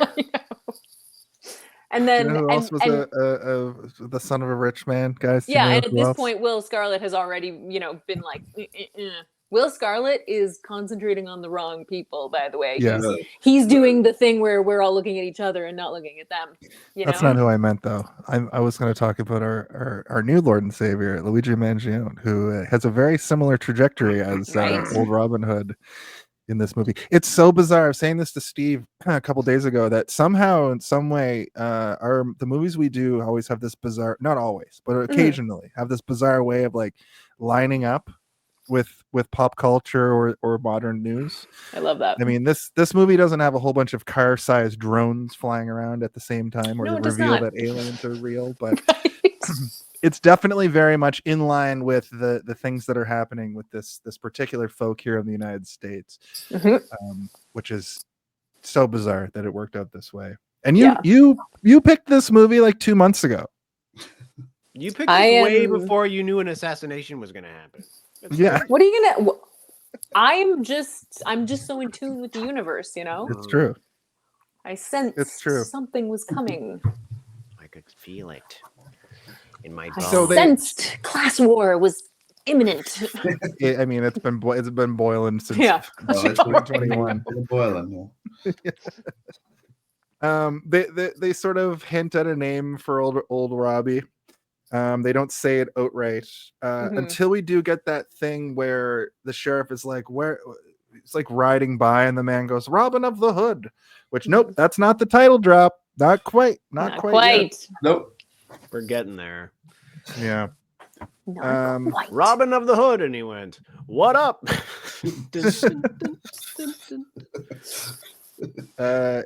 And then there's this weird moment back at camp where Will Scarlett like calls Robin Hood out for all this stuff that we were just talking about. Yeah, and he's about to fucking throw a knife at him, and then Robin Hood turns around and fucking arrows him through the hand. Yeah, and then his response to that is just like and runs away.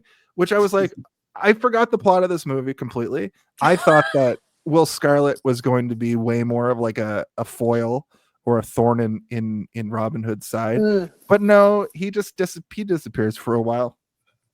But like, he's quite Weasley though. It's true. But when we see him again, he's just back at camp when they're all partying. He's just got a bandage on his hand. We'll get to that in a minute. But I just thought it was funny how he just like disappears from the movie because of this, and he runs off like that's his villain origin story. But he he never really fully realizes. Yeah, you think he's gonna go warn everybody or like reveal their location or be a shitbag like in every other movie where something like this happens. Yeah. But instead he's like, now I got this cool hole in my hand. Look, I can drop a coin through it.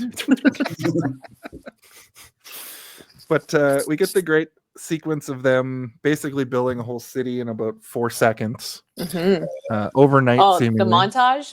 It's a great 90s montage. Making water wheels and shit. Yeah. Arrows. Yeah. Smelting arrows. Absolutely. You gotta. How else are you gonna make them? And then the feather. I like watching them make arrows. That was probably my favorite part. I've made arrows before. I used to work at summer camp. That's awesome. We would make our own arrows and stuff. It was pretty cool. It was nice to see. Yeah, like that. Yeah, that whole montage. Like, building the village, and then when they first start doing the robberies. And seeing how, oh god, Robin, when he comes back and he's like, just dumps out a giant sack of vegetables and bread. Yeah. Wow, what a haul! That's right. And then he gives the blind guy the biggest pice of bread. He's like, "Here you go, bread." I'm like, "Wait, Duncan. Just that one guy, Duncan gets that huge, throws it in his lap." It's like, what is this? Yeah. How did they do the arrow point of view shot? Oh god, they mounted it. It's a green screen. Okay, but they mounted the camera but on CGI didn't exist at that level. No. I'm pretty sure it's a green screen. I remember them doing it on like Entertainment Tonight or something and showing how they did it. I'm pretty sure is it from like the perspective of the arrow. Yeah. Like, through a bunch of the town. Like he shoots an arrow and it goes like. The way I would assume they would do it is they probably would have just shot it at a very high frame rate and it would have been much slower, like on a Steadicam or something, and just been able to like pull things away as it's moving. But yeah, if there's an Entertainment Tonight video, I should probably look that up because it was pretty cool. Yeah, I'm because glad they did it, but I don't care because it was fucking sweet. Exactly. Honestly, there were things like that I actually forgot while I was watching until the moment, and I'm like, oh, the arrow shot. Oh, Here we go. Yeah. Yeah, the poster shot is dope too when he finally shoots the flame arrow. Yeah. We'll get to that, but let's just talk about the entertainment tonight moment that you just mentioned. This movie I feel like was an early. I remember this like taking over. Maybe because I was just a kid. I don't think there were like Happy Meals or anything about it, but I remember it being like everywhere. I remember it being one of those movies that took over for the summer, and you'd see posters everywhere, and they would do those long segments for big movies on Entertainment Tonight because there was no internet. If you think about it, magazines and Entertainment Tonight were like how we got our information about movies and TV for like a long time. And John Tesh would just be like, coming up next, we'll hear from Kevin Costner. And then it'll be like a 4-second clip of him being like, well, I really enjoyed being in the movie. Yeah. And that's all we would really get. And All right, come back next week when we have Christian Slater. Yeah, it was pretty good. Actually, a friend of mine I was just talking to before we started recording, and he was saying that there was actually a special on TV hosted by Pierce Brosnan about the making of this movie. Really? And I haven't had a chance to go looking for it yet, but I want to find it because it's weird that I guess he wasn't James Bond yet at that point. No, so that's even like why would he be? I guess strange. Hello, I'm a British actor. Remington Steele at this point. Robin Hood. Yeah, it's so interesting. But yeah, we were just getting little snippets of it, and then because the song blew up. Oh, it's Bryan Adams. Yeah. Oh, I sang it at karaoke last night. Not even kidding. Did you really? Really? Yeah, for Jake's birthday. Yeah. You're like, I'm gonna be on the podcast tomorrow. I better get into character. That's there was amazing. like 7 views there. It was sweet. It was That's sick. amazing. Like, yeah. That was like it was grade 7 for me, and that was the first year that we had school dances, and I remember that being like, you get yourself a partner for everything I do because it's a long one, you know. Yeah. There's a moment in this movie, I don't know if we've gotten to it yet, but the score that just turns into that song, which I thought was incredible. If you pick out it's when he's sending Marion off in the boat in the morning. Yeah. So they send a message to the guards. The sheriff wants to raise the price of the bounty because they've made millions. I think the sheriff parts are my favorite, actually. I think that when it cuts back to Alan Rickman, those were the parts where I was like, oh, what's he gonna do now? We see him walk up to the statue, and the statue has a scar on it, and he tries to like buff it out, which I thought was really funny. And then they go into the woods looking. This is where the robberies sort of start, and they go looking for they see them like what's his name? Guy of Gisborne, Guy of Gisborne, what you said. And they're riding through the woods, and they get to like a passageway that's like blocked off with a log, and they see them doing that down the road a little bit, and then they chase after him, and then we get the thing that Simon was mentioning earlier, the trap door. Running through the woods, ducking out of the trap door. So good. I've wanted to do that since I was like 7. Me too. And I still want to do it. Like imagine playing I'll ever get my chance. I know. Imagine playing track down when you're like a teenager or a kid and you have one of those. Yeah, setups. Like I grew up in the sticks. I should have done it then. Right? Yeah. Like when they do the thing and then they drop, it's so satisfying. It's so good. Just the way it. The second guy always gets trampled. Yeah. Really close getting trampled. Yeah. I don't want to play devil's advocate too much, but the time between them coming around the corner and him going underneath the first one, I'm like, how do they not see that? And they walk over and just stab the ground repeatedly. Like that's what I thought was going to happen. They're going really fast. I guess it's chaotic, man. Yeah. They're not hired for their because they have no peripheral vision either. Oh yeah, I guess that's a good point. Yeah, they have those fucking medieval helmets on with the like nose part. Yeah. I had a Lego set in this era. Nice. Ooh, I always wanted that one. One of those first. They did a re-release of them. You can get them again, but they're $9,000. So That's the problem. Well, I splurged last Christmas. I made my parents separately give me just money for Christmas, and I bought the Daily Bugles like Lego set. Oh, nice. And then built it over I love Lego as an adult now because I have adult money, and I couldn't stop myself from just building it, so I had to be like, one bag tonight, one bag. Yeah. And that's what usually happens.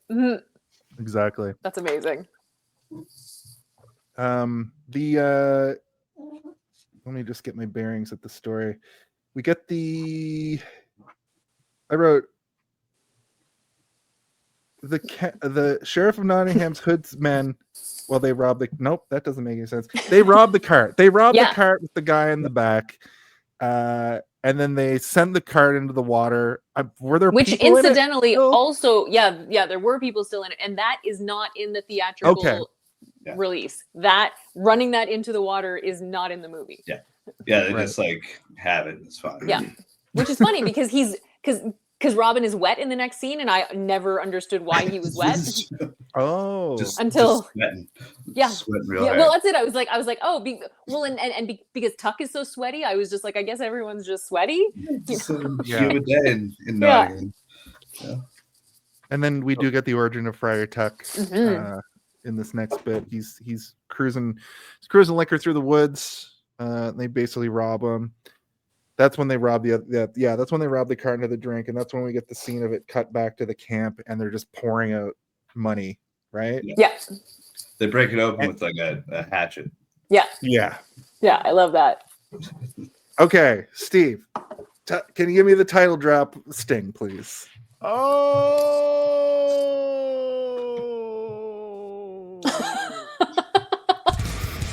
That's when they said the name of the movie in the movie.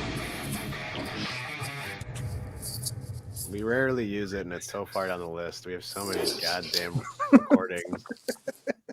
I couldn't find it. We're actually we're making good time considering how much ground there is to cover. We're about halfway through the movie. Nice. It may or may not be because I can't remember half the movie. So I'm like, you guys can talk. When both me and Steve are talking, it's like this is gonna be a 9-hour episode. But anyway, at 1 hour 12 and 1 second, they finally say Robin of the Hood, Prince of Thieves. They don't say it exactly, but they have said Robin Hood. They've said Robin. They've said the Prince of Thieves at one point. They've said all that stuff. I think those are the main moments I wanted to mention. They finally say it here. And this is a rare situation where you wouldn't think they would say the title of the whole title of the movie. Because there's a lot of movies where if this movie was just called Robin Hood, we almost wouldn't do the segment, or we'd make more of a joke. Of course they're going to say the name of the main actor or the main character a million times. But the Prince of Thieves part, I was wondering if they ever even refer to him as that in the film, and they do, just as Prince of Thieves. And at this point, when they say that name, so and she finally says, she finally actually says Robin Hood. Later, And I was wondering if that was intentional by the screenwriters. They wanted to just be we can't call him Robin Hood immediately. To sort of show how it evolved. Christian. Yeah, he has to the hood. Yeah, exactly. Which I thought was great. Yeah. Also, shout out to the actor that plays Friar Tuck. Michael McShane. We're all products of the 90s. We've all seen him in a million sitcoms and a million movies playing comic relief characters. I want to tell you guys about my favorite thing. There was this sitcom in the 90s where Joey Lawrence and his brothers had a car, a mechanic shop, and that was the premise. And they were like, whoa, all three of them. And basically, their main mechanic was played by Michael McShane. And there's a Halloween episode, and he says, he's referring to the movie The Sound of Music, and he's like, that's my favorite Halloween film. And they're like, what are you talking about? It's a musical about Nazis or whatever. And he's like, yes, but the hills are alive with the sound of music. And that's stuck with me since literally 1994 or 95 or whenever the my god, whenever the fuck Blossom ended. And they had that piece of shit sitcom awesome. that lasted probably 2 seasons. I don't even really understand that joke. The hills are alive with the sound of music. I understand if you say anything scary, it can be scary. No, but the song is the hills. The hills are alive. Yeah. I know the song. Like, I Yeah. know that's a song from it. it's like the hills have eyes. What's not to guess? The hills have Instead of eyes. the hills with the sound having of music. eyes. They're Yeah. alive with the sound of music. Exactly. You know, it's funny. I always thought, and it's funny now watching him and hearing his accent also come and go. Yeah. Most consistent though, gotta say. Absolutely. I thought he was British. I thought he was British most of my life. I was like, oh yeah, look at this Really? British guy. Definitely. I mean, McShane, Ian McShane, also. Yeah. I don't Yeah. think he's British, but he always does a British accent. Yeah. Or is it the other way? Is Ian McShane British?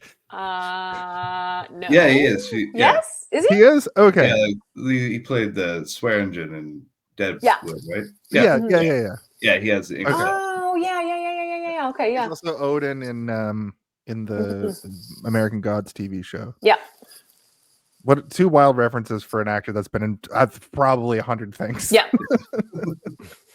But if you haven't watched Deadwood, go back and watch Deadwood as much as you can because that show fucking really good. rules. Yeah. Yeah. But yeah, so- he's fantastic in this. He's so good. He's also good in Richie Rich. Yeah. Forgot he's in Throw that out. that. Just throw that out there. He plays a cookie science man. You gotta hire your cookie science man if you have infinite money. If you have a proverbial blank check, like that's a different movie. So he tries to get away and he brains himself in a tree immediately. And they're like, "Do you yield? I'd rather rot in hell." Great moment. So now the sheriff is gearing up. And now they are saying Robin Hood constantly, which is something I notice after they get over the like Robin of Hood, men in tights. They consistently say Robin Hood from here on, referencing him.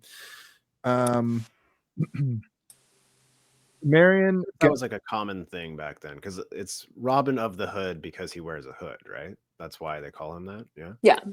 So was that just a thing that they would call anybody that had a hood of the hood? And then it eventually become something hood. How hard is it to have hood as a title? Is what I'm asking. Yeah. How often do you have to have the hood? Yeah. How many crimes do I need to commit before I get to be Stephen Hood? Is the hood the most defining feature of your criminal? I gotta say, right? He basically never has a hood except for like a couple scenes. Yeah, it's pretty rare that he has a hood. Yeah, you are correct. When he's in the church near the beginning, and like when he pretends to be the blind shit smelling man later. Yes. Also, he never puts on the traditional like hat. No, he does not, which is other probably a good move. And that also makes all of the other renditions of Robin Hood make no fucking sense at all because he doesn't. It's true. He's not Robin He has hat. no hood. Errol Flynn did not have a hood. Robin pointy hat. Yeah, exactly. So Maid Marian. I don't think they refer to her as Maid Marian. No, Lady Marian. Yeah, but that's like how I remember her referred to as in other things. She basically tricks some of the goons from the town to like bring her to the town. She sees him swimming naked. He's got buns. Gotta say, white buns. White buns. Got the whitest buns around. I'm like, this guy's been spending some time in the sun shirtless. Nice. And to be fair, in the swimming scene, not hot. No. According to my hot or not hot scale of Hot Kevin or Costner not? in this movie, not hot in that scene. He comes up, he's all wet, his hair's all wonky. Nope. There's plenty of times in that moment where there's enough of him that you could see that he might flash dong. Might be small, might be shrinkage, but it didn't flash any dong. So Gee whiz. I don't know we're gonna go into this topic. Ooh. All right, everybody listening, vote Robin for hot and Hood for not.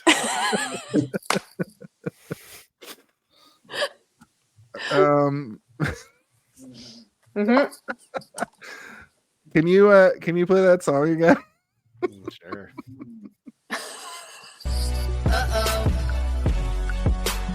All Nice. Okay. Nice. I was rushing to do when he played it the Mhm. first time, but It was really good. it's hidden. Mhm. Just like his boner. Okay. I'm Oh, jeez. Anyway, well, Chucky's here. That one. Chucky loves that one. Oh my god. So he shows her around town. He shows her all the money he stole. Once again, I want to say that Robin Hood's whole thing is that he steals from the rich and gives directly to the poor. But it seems like in this version, he just steals all this money and hoards it in a room. And then I guess they show them distributing. But like, there's more poor people. There's more poor people in the world that exist than just in this town, right? Yeah, but I mean, like, how much time and resources do they have to be spreading out? And they need to protect it too, right? Because like, if they give it all to the peasants, then the sheriff's men are just going to take it from them. Exactly. So give them a little bit to go buy whatever they need. Exactly, because they can't. Yeah, absolutely, because they can't let the sheriff have it because he's using it to buy the support of other noblemen so he can take the throne. Okay, so it's a little bit prostitutes and statues of himself. Yeah, exactly. So that's why he's like, this is blood money, Marion. She's relatively unimpressed by all of this, I have to say. But that's the scene where she gives him the knife. Yes. Right. Very important. Yes. And I do like that he's like, ooh, nice knife. And he liked it. He's like, so I always love that. He's like, ooh, that's a nice steals one. He steals from the Marion and gives it himself on that one. Yeah. That did not deserve that laugh. But thank you. I liked it. We get the little side story with the friction between Friar Tuck and Azeem, which I thought was so funny. He's like, "You're not a Christian," and he's like, "I didn't claim to be." Which like, also is not in the theatrical version. All of it, or just this little bit? It stops at Allah loves infinite variety, and then so that conversation never happens. There was like the "Why did God paint you?" Yeah. And then Friar Tuck comes up and he's like, "Ah." Yeah. That was about it. Okay. I think. But yeah, in the theatrical, they don't have any kind of discussion like that until he's in the like birthing room and Friar Tuck's like, "Don't let him touch her." Yeah. Blah blah blah. Yeah, it's again like he just pops into the scene there and he's like, "Oh," and I'm like, whoa, where did this come from? Yeah, how can you trust this guy's skin looks different than our skin? It's like, yeah. Oh, also I want to point out that I lied when I said it was 1 hour 12. That they almost get to that point. I think they just say Robin Hood at that point. It's actually 1:25:40 when they say Robin of the Hood. Yeah. I'm really happy you corrected that. The internet sleuths would be right up our butts. Exactly. So that's been our show for this week. I'm sorry to all of our guests and listeners who bared with us. But yeah, Azeem fucking C-sections a woman. Right, I think was the implication there. Was, like, good to go like in a couple days. Like she was up, like walking around and shit, like the swinging on Fanny's badass, swinging across, flaming fucking tree huts and you don't need your core for that. No. Yeah, it's like a fucking like medieval C-section. Just like, but yeah, like the amount of blood they have on their hands, both of them, Robin and Azeem. By the end of that, it's clear that it wasn't just like. It wasn't a regular. It was like, there was some. I wanted to point out that used this giant curved sword. Yeah. I always loved that sword when I was a kid. Oh yeah. The scimitar. Yeah. Called? Oh, it's badass. Mm-hmm. I think it's that sword that it's a religious thing, right? I think like it's the Sikh use it anyway. Probably not. He's not a Sikh. Yeah, I wouldn't say no. Definitely not Sikh. Okay, but it is a sweet sword. So he's the baby was giant and fully red. I hope that baby was okay. It was very red. The baby was Sikh. All of the blood was very, very red in this movie. Like it was incredibly red. Yeah, it was bad. It was like grenadine. Yeah. Yeah. They dipped a baby in grenadine for the scene. Really? like even when baby. Even when they were cleaning their hands, like wiping their hands off, their hands were still bright red. Like once they, Yeah, right. I literally think it was grenadine. And then once Azeem C-section is a woman in medieval times, Friar Tucker's like, well, you're cool with me. You're my best friend. We're Right. best friends Mhm. forever. We're BFFs. Yeah, If man. you say anything different, I'm huge and you're not as big. I'm gonna kill you because of how good of friends we are now. Mhm. And Will Scarlett, this is the thing that was so ridiculous to me. Will Scarlett, they're like partying or whatever after the baby's born. They're having like a big like style party, and Will Scarlett just like pops up into frame. So he's just like been there the whole time. Is This is creeping. Yeah. Like, yeah. He's a sneaky little guy. Mhm. The In that music does, moment, like swell a little bit when they show him, like the Oh, yeah. villain style swell. But sorry, what were we gonna say, Jenny? I didn't- no, I was just in right before that when little John comes out with the baby and then just runs into the crowd with the newborn baby. And I'm Yeah. always like, I feel like the baby's probably cold and maybe probably wants Yeah. some mother, but Yeah. And we all wonder why there was such a high infant mortality rate in medieval times. Yeah, I didn't know any better. taking As the is newborn to the tradition, we bonfire. now run around with the baby in the winter. It's good luck. Just Yeah. shake it around a little Strong. bit. Mm, Yeah. We shake the baby so it lives longer. exactly. And this is what I was talking about earlier, where he's saying goodbye to Mary and she's gonna go back to town. He's like, I guess you have to stay here because you saw how to get into here. And she's like, nah, I had a blindfold on, you fucking idiot.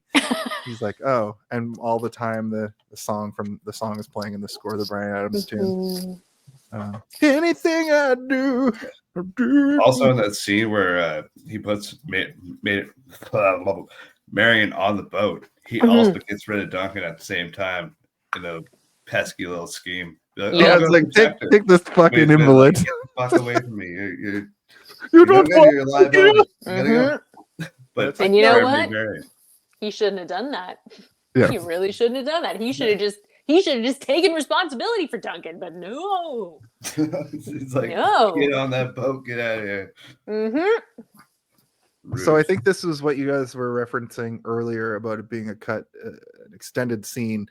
It goes back to the witch and Sheriff of Nottingham, and she's like doing some weird magic, and she like cuts herself and spits. Is that from this? That's in version the or- theatrical version. That's in the theatrical version. Yeah. I was really put off by Yeah, the fact it it sizzled. Yeah. Oh yeah. That was a lot. Yeah. When her It always spit has touches been. her blood. So she is magical, I guess. I just always thought Or- the plate was hot.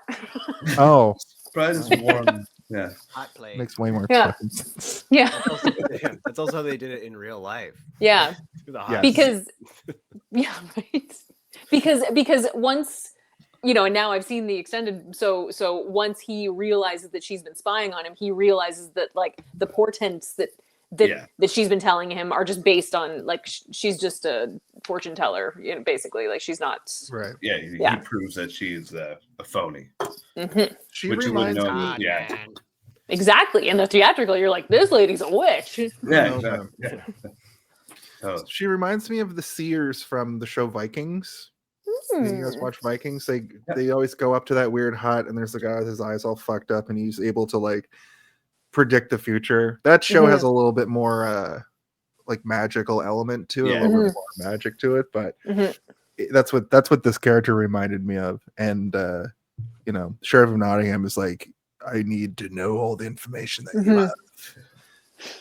yeah. She's like, Is there which is like great. is this witch character like from Robin Hood lore? Like I don't think before it, or so. is it just this movie? Because like I I was wondering that too. I I seem to remember that like there are stories where they go into Sherwood Forest and talk to a witch, but that might have just been me watching this movie and making that assumption. Yeah. yeah, I don't recall like- any witches. So. because also, I mean, in the original story, it's like the Sheriff of Nottingham is basically the lieutenant of Prince John. yeah, Men in Tights. Yeah, that's actually closer.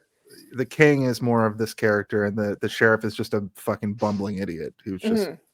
There's a funny scene where he's riding when he first meets Robin. Robin like bests him immediately, and he ends up flipped over upside down on his horse. And as the horse rides away, it's clearly a mannequin, but it's like his head's hitting against the ground as that horse gallops away. And I was like, that didn't happen. No, probably not.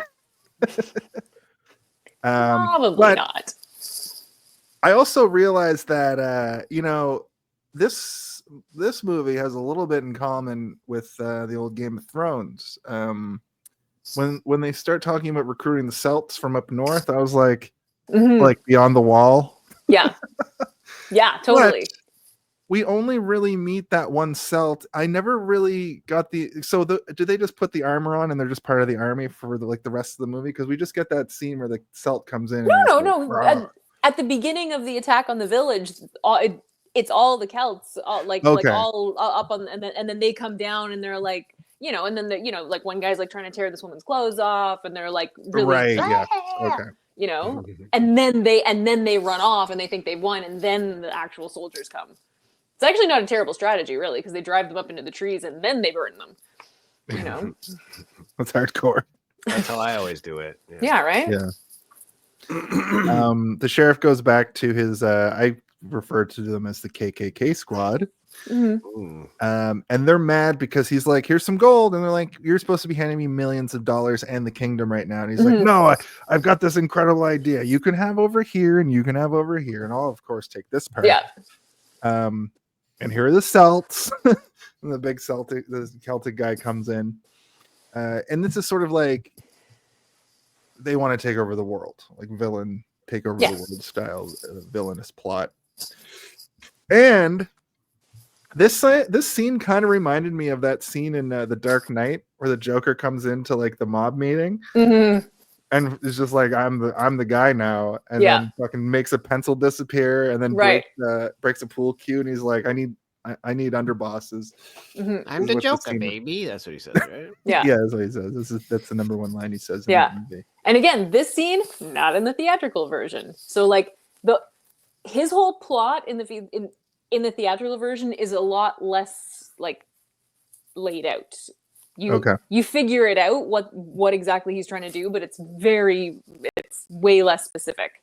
So it's like Sheriff of Nottingham, it seems like he's just doing stuff throughout he's doing stuff and you know that he's trying to like take the throne, but he keeps talking about the barons coming back, and clearly they're there already because they're doing their they've got a pentagram on top of England on a map on the table.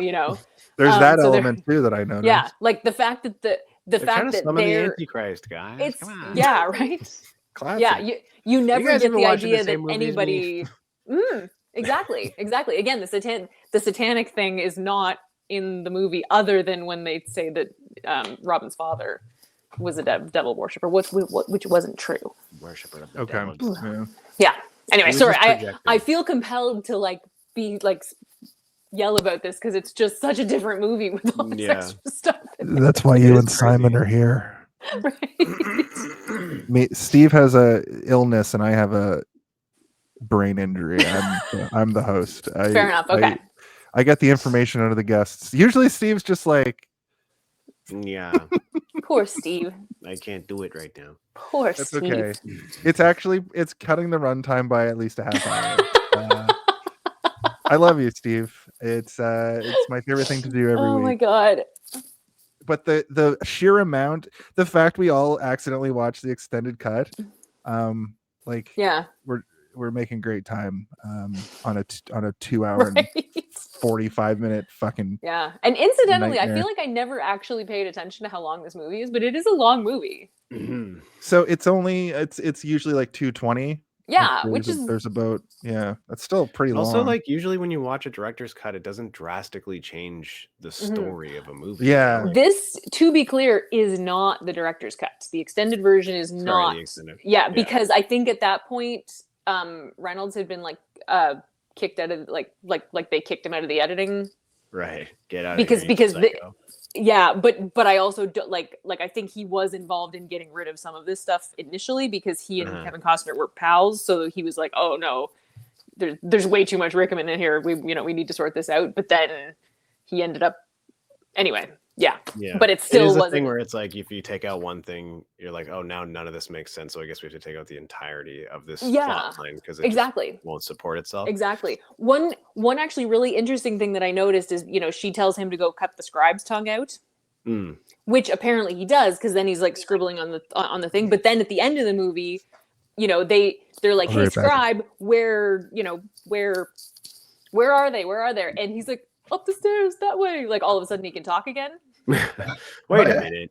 So it's like that part got filmed after they decided that The tongue cutting. Yeah. that the side story wasn't going to. It's very like I was like, That's funny. so interesting, Yeah. right? I never noticed that until now. Me neither. I just don't know what to believe anymore. I know. What else we got here? What else do we got? Oh no, Jason's gone. I guess I have to look at my notes. Yeah. I'm back. Okay. I have my headphones on. I walked out into the living room and talked to my wife for a moment, but Duncan's traveling through the woods. They took Marion and are now being attacked. Battle sequence. And this movie is actually this. I guess I should have known. This movie has three really significant like battle sequences. And on the show, what'll happen is we'll get a little bit lost in the plot and lost in the sauce, and be like, "Oh, this shit's going way too long." This happens at the end of a lot of movies too. We're like, "Oh, the last 25 minutes of this movie is just like we can just say what happens in about 3 minutes." Yeah. We more get lost in the sauce on the plot, but this is a pretty significant battle sequence in this town. We get the thing I mentioned earlier with them. They're just firing arrows into the town and just lighting everything on fire, which was really cool. You know, they basically raised this town in as fast as they built it. Yeah. Faster. Well, yeah, definitely faster. But I mean, as far as on screen. Oh yeah. Do you think it was a poor choice? Faster. Do you think it was a poor choice when they go to the trees, like the guy suggested? You know, now they're all on fire. To the trees. Exactly. That's the one, yeah. I know, right? Yeah. Bull might have fucked up, yeah. Yeah. I think it was a bad choice. Yeah. That's when that fire definitely a bad catapult came choice. out. Just like, oh no. Oh my god, right? Yeah. Oh. Also, it took 90 minutes for us to really like. We did get that. We didn't talk about it really earlier, but there was when they first have the town, we get that little moment where they're teaching people what how to shoot bows, and we really only see his bow skills in so much that the kid shoots the bow and he gets distracted, he can't do it, and then fucking Marion blows on his ear while he's trying to shoot the bow. And he splits Wolf's arrow first, and then what about she does the thing. Yeah, exactly. Yeah, but that is the scene where he's super hot, by the way. Okay. FYI. When he splits the arrow. Yeah, all the arrow shots, all the arrow scenes. Yeah, I don't know what they're doing with the lighting, but it's He's kind of like. Do you remember that Seinfeld episode where depending on where the woman was, she'd be ugly or not ugly, and that's kind of what he's like in this movie. It really depends on the scene. He's a two-face. He is a two-face. He is a two-face. But he's doing the speech on the log, and then and they're like, but they've taken everything, and he's like, well, by God, we take it back, and that's by God, we take it back. Yeah. He had man hands.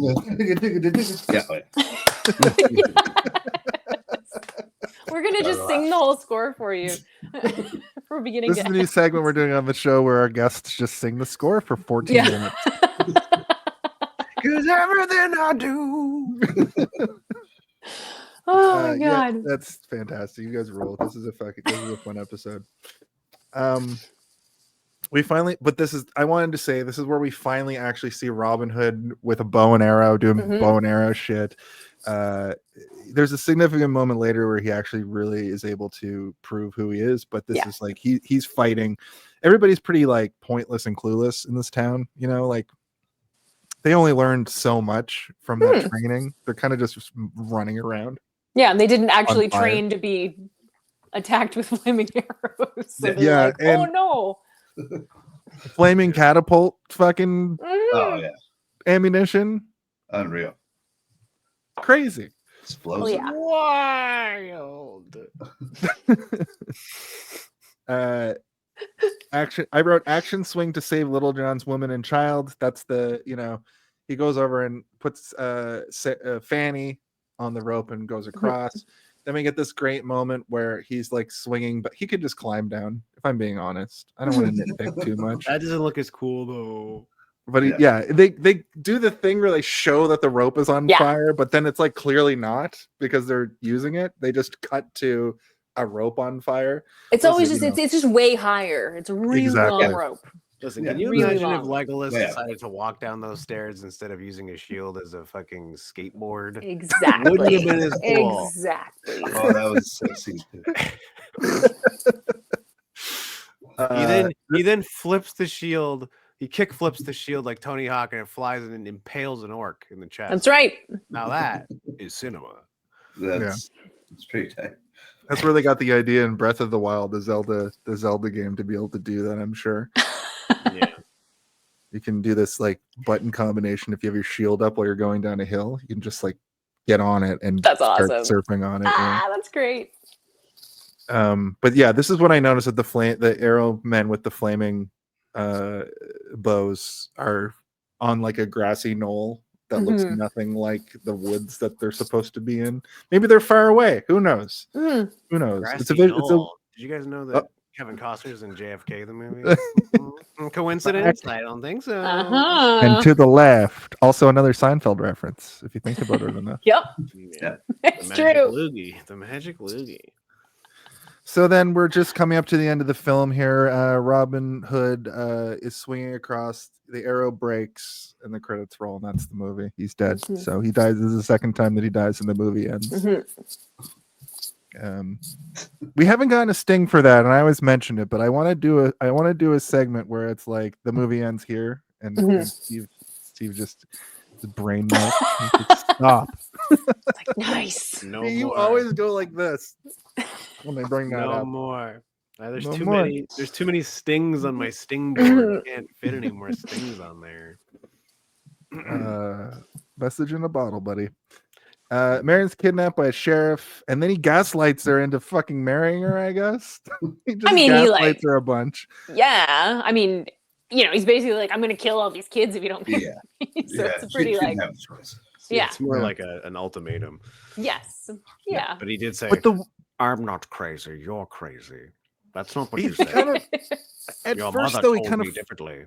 he kind of phrases it like that. Before he's literally like, "I'll kill everybody you love unless you marry me." Yeah. And then he literally proposes to her. The way he starts like talking to her in that scene felt very like gaslight. Oh yeah, because he's gross. And yeah. But he does propose to her, and she can't say no. He also tells her that Robin Hood is dead during this scene, but he like alludes to it more so. And she's like, only Robin Hood can heal the lands. That's right. I just wrote a note here that says goons in the dungeon. Where is he? I'll torture you. I don't know about you guys, but I don't know if I would forgive somebody if they used to burn my hair when I was a kid. I'd be like, fuck this guy. Yeah. I mean, I always thought of it as like singeing it because she has a lot of hair, right? So I just assumed when she was a kid that it was that small, and he might be like, sort of just singeing. Burn your hair. Let's say. Let's go play burn your hair, guys. And incidentally, speaking of Marion's hair, I know this is probably of no interest to you guys, but it's of interest to me. The fact that we have this woman who is not in like mermaid curls the way that like every woman is in every movie ever. Like I love the fact that she's just got this massive head of hair. Yeah, she's got like tight curls. It feels real. You know what I mean? I like and I don't mean like it feels like her hair. I mean it feels just she's like a person. Yeah. And she's there's just something I really appreciate about that, about the way that she's now. I mean, there are other parts of her that I don't love, like the fact that at the beginning of the movie she can beat up Robin with a sword, but later on she's help me. Yeah. She's quite a swords like wielder. Right, yeah. Can wear a suit of armor. Yeah, exactly. Can swing a sword pretty well, but the only reason that he beats her is because he burns her hand. He loves burning her, guys. I'm telling you, he's a real dick. That's how he flirts.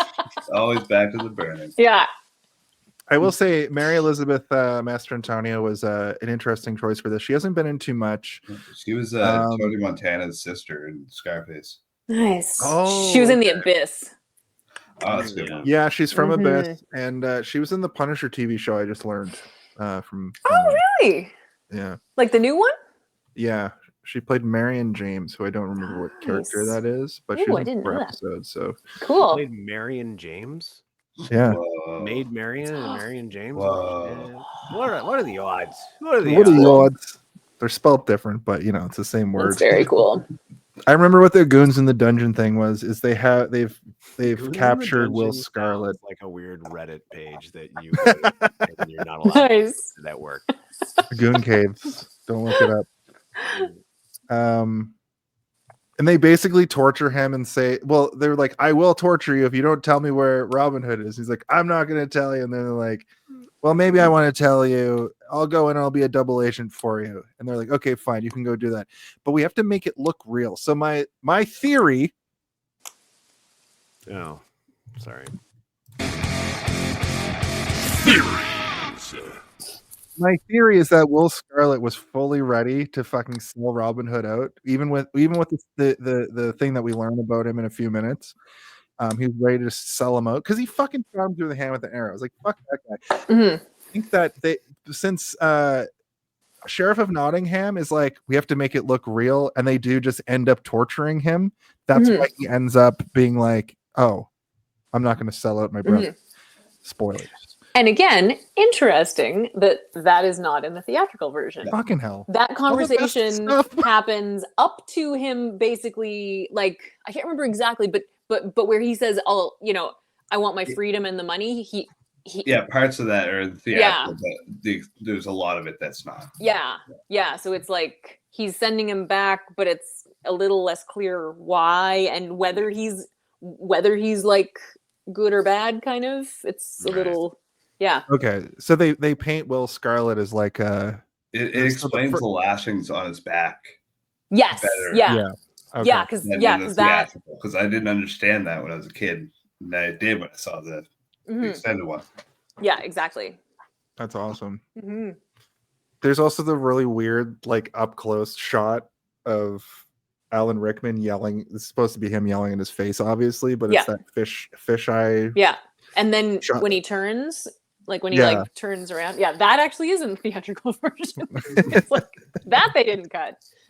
I kind of want to watch the theatrical now because I like this movie, but it weirdly felt a little too long. But the information that's given in it feeling too long is like makes it a more complete movie. Yeah. Like when the sheriff goes down and is talking to the witch about his parents and that whole conversation, that doesn't happen in the theatrical version, and it felt so like expositionary. Watching it now, I was like, oh, this is just an info dump little situation here, Yeah, it's not super important though. Like it's just kind of an added. Yeah. But I mean, the thing you were saying, Simon, where it cuts, or Jenny, where it cuts back to Robin Hood wet because they dump the thing in the like that. Those kinds of things. It's like why is it like that if you're not just going to add that little bit of context? Yeah, and it's funny actually because the trailer that I just watched had that wagon going into the water in it. One of those classic, like it was in the trailer, but it's not in the movie. What? Yeah. What happened? Yeah. Like every Marvel movie has stuff in the trailer that's not in the main movie. Exactly. Which I hate watching trailers for Marvel movies specifically, but I've been easing up on it over the years. Mainly because Steve makes fun of me for it, but also because I've learned that Steve's made a very good point. They deliberately put fake things in the trailers so that spoilered in the movie. Like they'll like remove a character from a shot digitally. Because they just don't want you to know that those two characters are in the same plot at the same time. So it's like, the trailers are tricking you anyway. So not watching them is not saving yourself from anything. It's basically just like, there's no point to not watch it or watch it. Yeah. Really, it's just there. You don't even need to have it. People are going to go watch it anyway. Schrodinger's trailer. You've opened my eyes, Steve, over the years now at this point because of the fact that trailers are there to get you hyped for the movie. They're not really meant. But there wasn't meant to spoil anything. But there was an era where they were showing too much in trailers. Like they weren't being like But there was They also an weren't- era where they weren't, and then there was an era before that where they would literally just tell you the entire movie. Like in the Yeah. 80s, they'd Yeah. be like, Yeah. "Come watch Luke Skywalker, find out that his dad is Darth Vader." And you're like, "What the fuck?" Yeah. Like, like there was a time where they would have to give you the most information because people wouldn't go otherwise. Like, I need to see this tale, but a longer Yeah. version of it. But my argument is that there was a really strong time in the early 2000s where trailers were like works of art, where they didn't even really have anything happening. And it was like they would pick the perfect music and they would edit them so impressively. And they're kind of getting back to that again, which I really like. And to hype you up for a movie is kind of hard for me these days. So when it happens, I get really excited. So I don't kind of like I don't sit there and be like, I'm not going to watch any trailers because I'm still waiting for that high, the goosebumps and like the misty eye when you're like, I'm so fucking excited for this.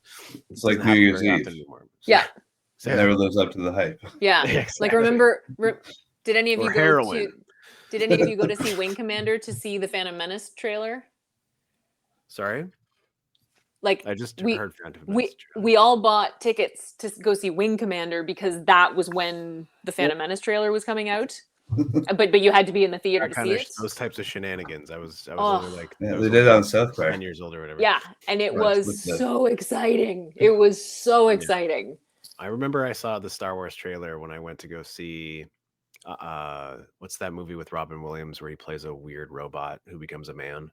Oh God, Millennial Man. Oh yeah, Bicentennial Man. Yeah, Bicentennial Man. I saw it during that, and I didn't even know there was a new Star Wars movie coming out. That's how like disconnected crazy I was as a child, and I was like, yeah, for sure, of course. This is fucking crazy. Yeah. Oh yeah. Most exciting moment of my entire life, I think. I think I cried, like I wept during that. Oh my God, absolutely. So cool. Yeah, like when the the music, like the fanfare comes up. Yeah. The pod race. Are you kidding? Yeah. Best trailer. Yeah. Yeah. Seriously. I think just as a last note for me on the trailer thing, it's like I know so much about superheroes that specifically the Marvel stuff. I don't want to know anything about it going in. Yeah. But I've loosened up on that a bit because now that they've stopped releasing like 3 movies a year and then like 2 TV shows on top of that, I kind of want to see like what the vibe of the next one is going to be, and then the movie doesn't even come out for months and months. I'll probably forget anyway, and that's happened. Like the Wakanda movie, I saw the trailer for and then forgot everything from the trailer. So the trailer for Thunderbolts and Brave New World both are out right now. I've seen the Brave New World trailer. I haven't seen any of them. And also, if I'm in the theater and the trailer comes on, I'm not gonna like leave the theater. No. Like, you know what I mean? Like, right? So yeah, it's not that bad, but I definitely don't seek out trailers the way I used to. Like was it Apple or something that used to have that trailer site? Apple trailers. Apple trailers. Go and watch them, and it was like an afternoon activity. That was my every Friday night. Because they would post them on there. Oh, when right. They would release them, so I would go home on Friday night and be like, me and a couple of my buddies after school would just go and watch all the new trailers and be like, we're gonna go see that. I'm feeling it. Exactly. And I just saw movies. That's all we did, really. Yeah. Oh, absolutely. Of course. Yeah. And that said, I will watch trailers for like comedies and horror and regular action movies. Just the fucking superhero movies. We've got to. You know what the secret is, Jason? Just stop giving a shit about the superhero movies, and you won't care if you see the trailer. Okay, fair enough. Fair enough. I'm deeply ingrained in movies that aren't that now. So you're right. Anyway, they bury the dead. Yep. Will returns. Little John sees through it. Will Scarlett being like, "Hey man, we got to go to the hanging." We got to catch the 4 o'clock hanging. Yeah, that's all there was to do. Do you think there would be trailers for the hangings? They'd show you like old they'd show clips, you like a poster. Yeah. No spoilers. Kids. Which was fucked, which we'll talk about in a second. And of course, the lashing settled, like the sheriff said it would. It kind of turns their perception of the whole situation. He tells them about the hangings, which of course are a scam to get them to go to the wedding and witness the wedding and get caught, is how I sort of interpreted that.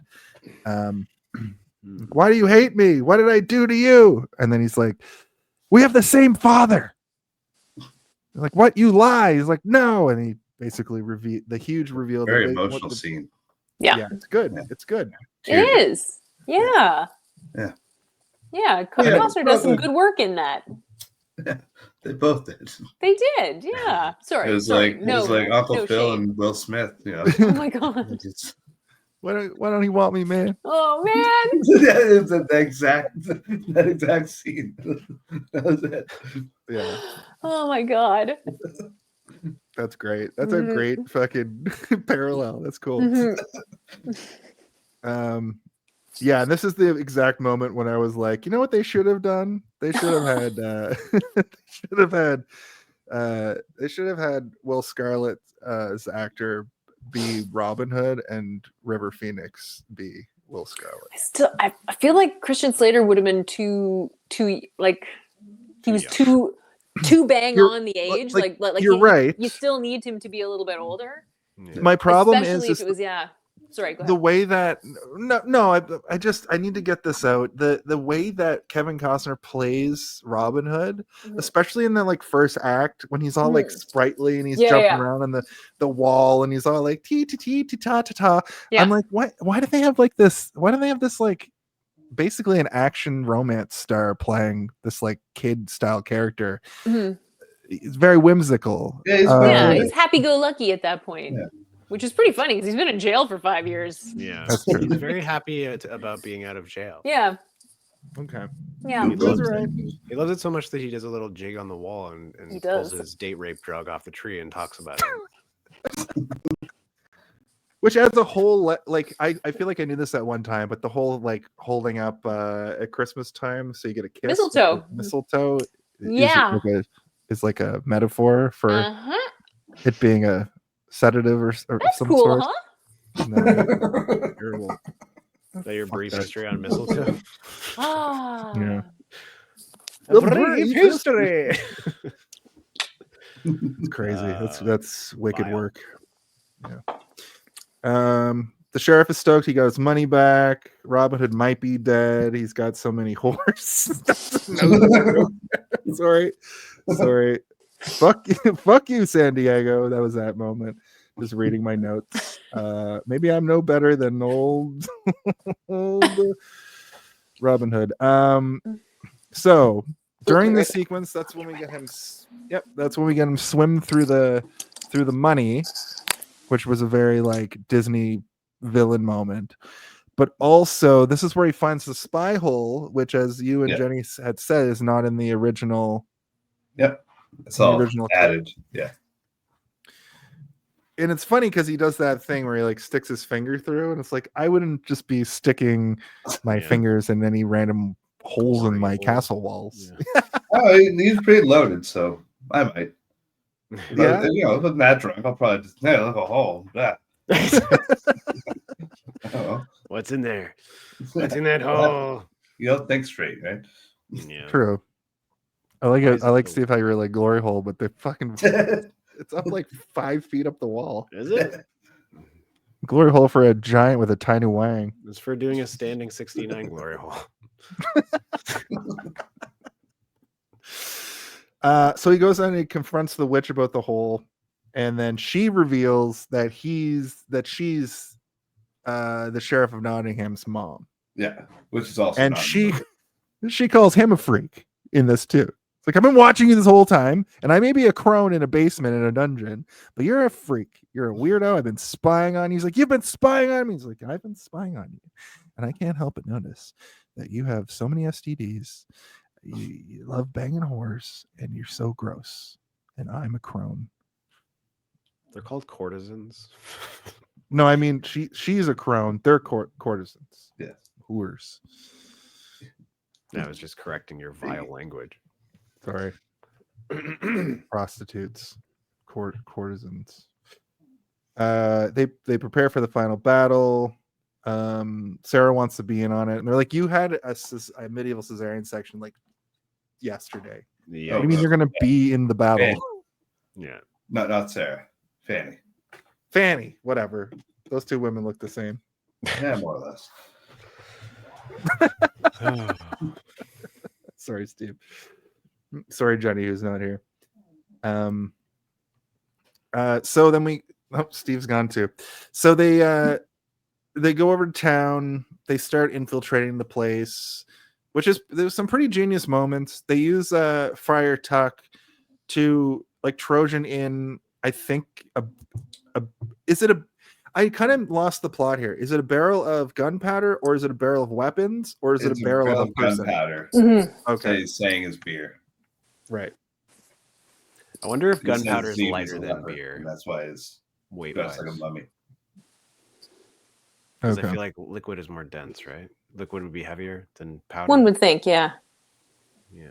That's one of my favorite lines there when Tuck is like, "Oh, is this your finger?" Oh. You know, there's there's a lot of like little funny lines like through the whole movie like that are just sort of No blades, no bows. yeah. Leave your weapons here. I love that guy. I like how none of the merry band are like they're just gonna kill indiscriminately. Like there's that moment where there's the back and forth where Little John is like sneaking weapons in with Fanny, and they're having those fun. It's like funny. It's a good like slapstick moment. Like the rope goes up with the weapons, and he's standing against the wall. Like I don't know what's going on here. But then he gets up to the top of the wall, and a guard like catches them, and he just whips them off the wall. Yeah. Like they don't give a shit about human lives. No. Not guard lives. They tried to kill Robin Hood. A-cab. Like when they first met him, they tried to kill his ass. I assume before Robin Hood showed up, they were just killing people all the fucking time. Yeah, Like, exactly. We're eat for a week now. Exactly. They weren't yeah. Let's go kill 25 deer. Okay. Right as you massacre a whole family of deer. Right as you said A-cab, at the same time I almost said guard lives matter. I'm joking, obviously, and I agree with your sentiment. But that would have been a funny thing to. No, I subscribe to AGAB. Nice. Nice. All guards are bastards. Yeah, all guards are bastards. Exactly. Every single one. I love it. That's amazing. There's a movement in the 1100s. Is probably that the t-shirt for this week? That's right. Yeah. Yeah. I'll write that. AGAB t-shirt. I'll write AGAB. That's awesome. I want that on a shirt, actually. Fucking great. Somebody's gonna be like, what the fuck does that mean? Like, come here, Junior. We'll have to come up with a clever illustration for it. Clearly, you did not spend much time in medieval England. Yeah. So they all get into position, and Will Scarlett can't help himself. He's talking shit. He's yelling AGAB. I like that little scene. It gets funnier the more we say it. Come on, guys, good. keep saying it. I like when the kid sees that he has a sword, and he's like, "Shut up! You better." Nothing but trouble there, boy. It's Wolf. Oh yeah, right. Yeah. And then Wolf gets all pissy at Will Scarlett because he doesn't know. Yeah, he doesn't know. The last he saw, he was saying, he was in the dungeon. Yeah. Saying, "Hey, I'll turn on him." Yeah. That's right. And then everything is revealed, and the kid's about to get hanged first, I guess, as an example. One of the most atrocious things I've seen in a movie in a minute, where they're like, we got to kill the kid first. And I mean, in a way, it's a mercy, because then the kid doesn't have to watch all the other people die and traumatize him. That is true. I guess. Yeah. I think if you're going to kill someone first, and you're going to kill a kid either way, you kill the kid first, so he doesn't have to watch everyone else die. Yeah.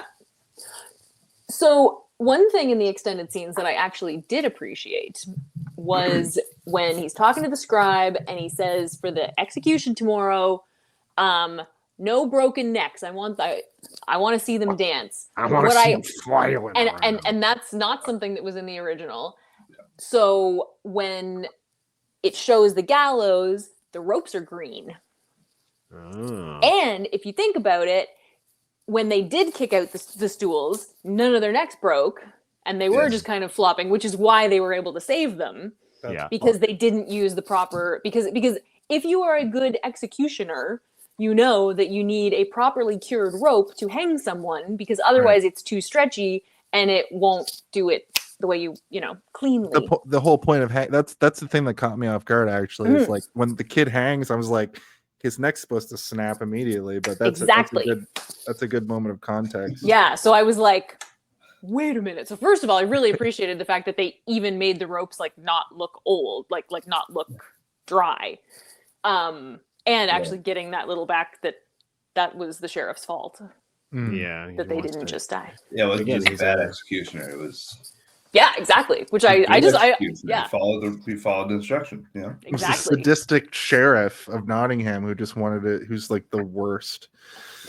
But yeah, the executioner going up there being like, "All right, I'm just double checking for the execution tomorrow. Do you want them to dance or not dance, sir?" Yeah, I want to see him dance. I want them to dance. Yeah.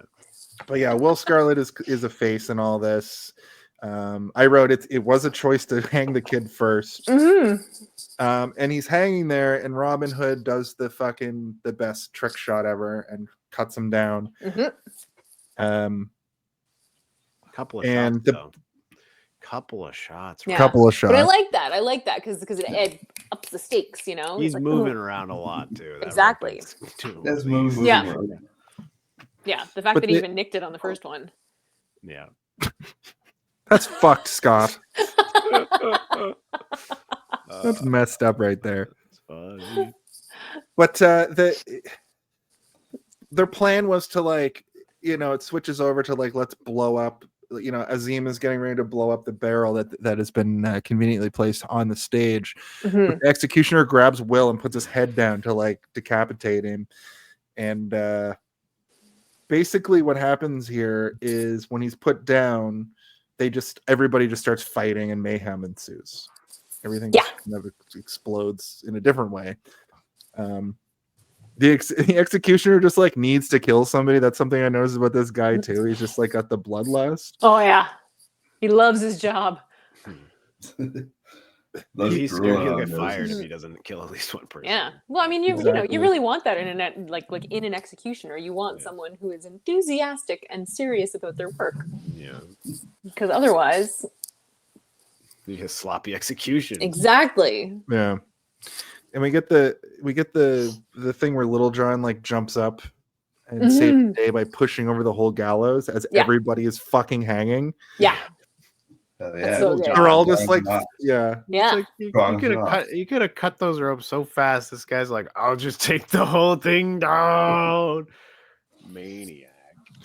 And then Azeem uses a skill that a lot of paladins use in role-playing games. He uses battle cry to tell all of the peasants that if you don't fucking fight with us, you're not going to be free. And your freedom hinges on the fact that we're trying to free our people and your people. Let's all freak out together. He said, this is verbatim. Let's all freak out together and fucking fight against the man. All guards are bastards, bitches. This kooky armor. AGABB. Studded armor. Oh, I know, eh? Yeah. So stylish. Yeah, I really love that. That speech, I love that speech. Oh, it kills that speech. It's insane. Phenomenal. It's so good. Yeah. And I made a note that was we need an Azeem for this whole Luigi situation. We need somebody to be like, listen, dumb fucks. You think Trump is the answer, you idiots? Yeah. You are the peasants from Robin Hood, Prince of Thieves. There are actual prisoners in the prison where he is, free Luigi. Did you see that? Did you see that clip from that news? Yeah. Yeah, and they're yelling his living conditions are abysmal. I assume there's probably not a single prisoner in prison who is like, fuck Luigi. I'm sure they're all probably like, that's that fucking Luigi guy sick. I know. They're probably all so pumped that he's in the prison they're in. He's a folk hero, man. He's a folk hero like Robin Hood on the level of Robin Hood right now. It's I don't think we've seen anything like this in our lifetimes. Like class consciousness and people being like riled up in this way. It's 2025. It's gonna be fucked. It's gonna be so weird. There's gonna be riots all over the place. Is it gonna be there's gonna be a real fight back against the system? There's gonna be something. What a time to be alive.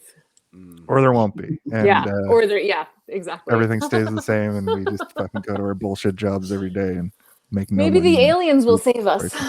Come on.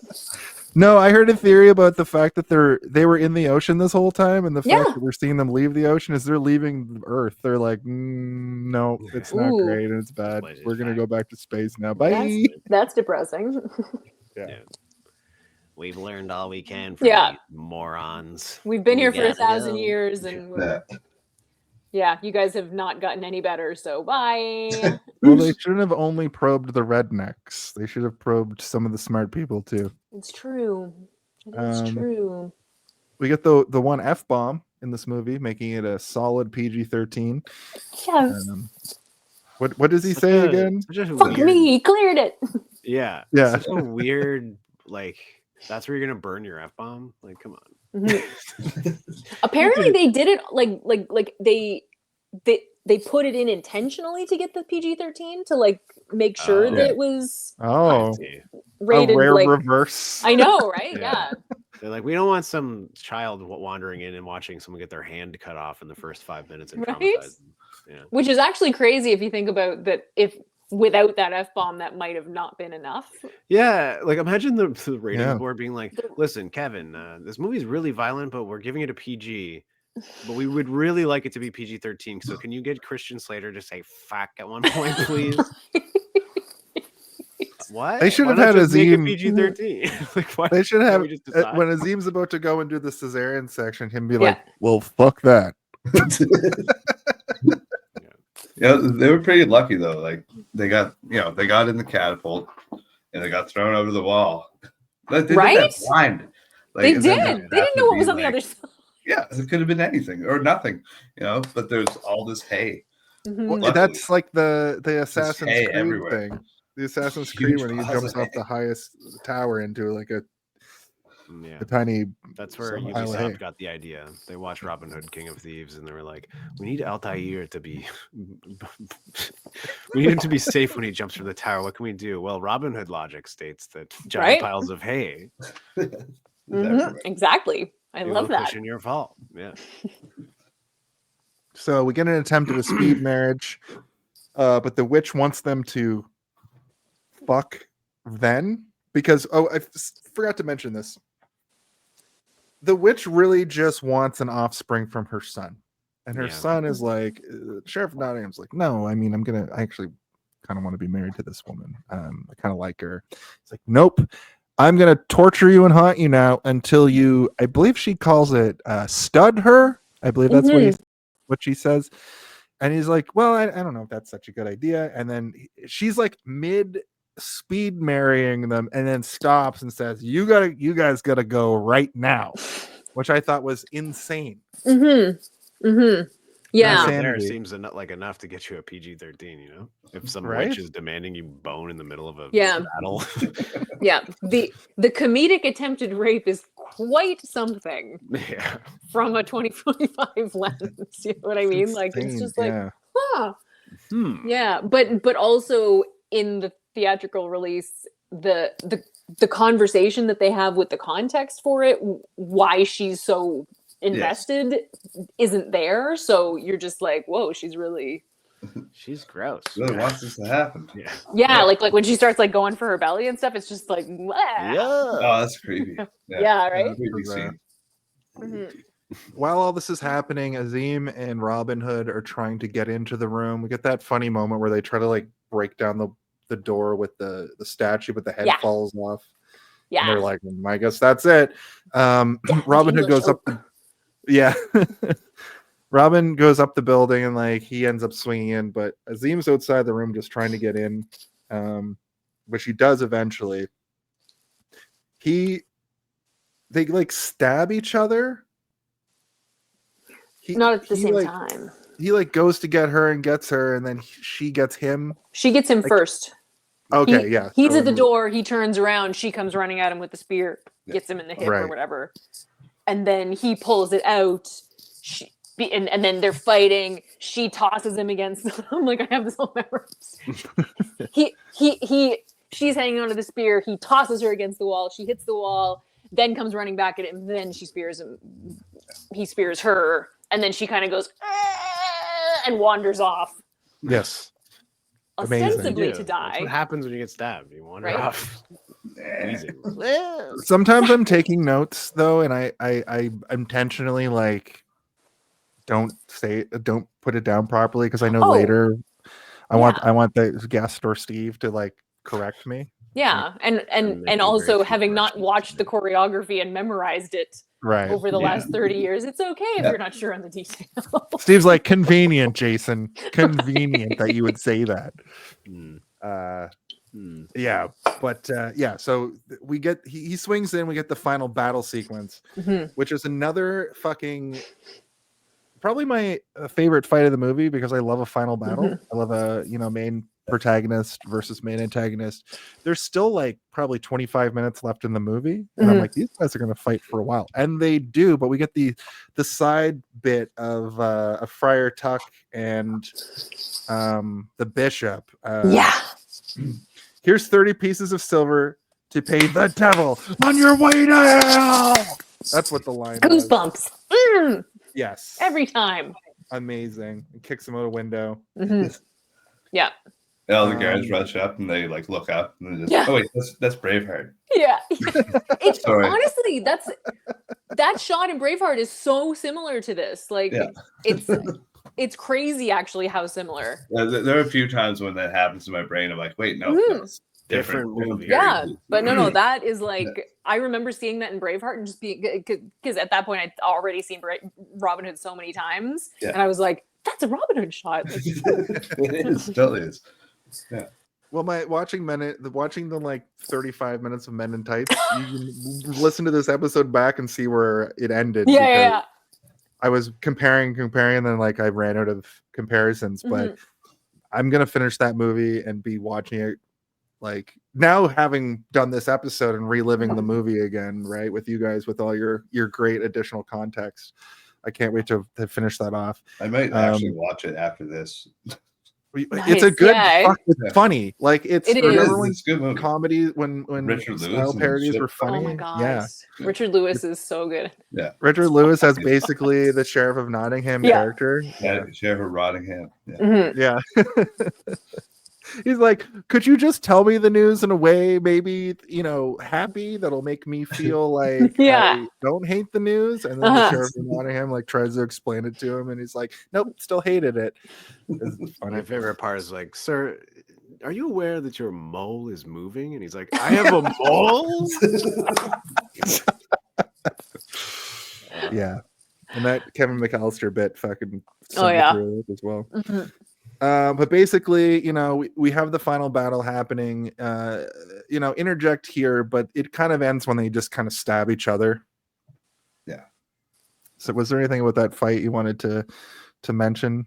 It's a pretty standard swashbuckle. Well, Robin stabs. Yeah. I was like, I'm pretty sure Robin doesn't get stabbed. Oh yeah, sorry. No, you're right. I wrote stabs his shit up as he's about to get his shit stabbed up. Yeah, there you go. I was impressed by the sword that can go through like everything. Just Oh yeah. Just demolishing a room. It's a very special sword. Like fully stare at somebody else while you're trying to stab somebody, you're gonna get stabbed, bro. Yeah. What did you think was gonna happen? This guy's the Prince of Thieves. You don't think he's got a secret dagger on him? I really appreciated the thinking of other sword fights being like there's a level of like being more clean, and I like that this one has that sort of chaotic.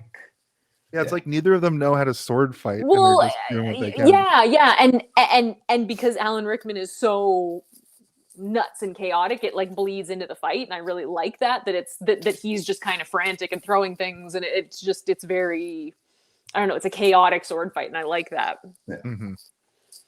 Also, I forgot to mention earlier that the sword that Sheriff of Nottingham has was Robin Hood's dad's sword.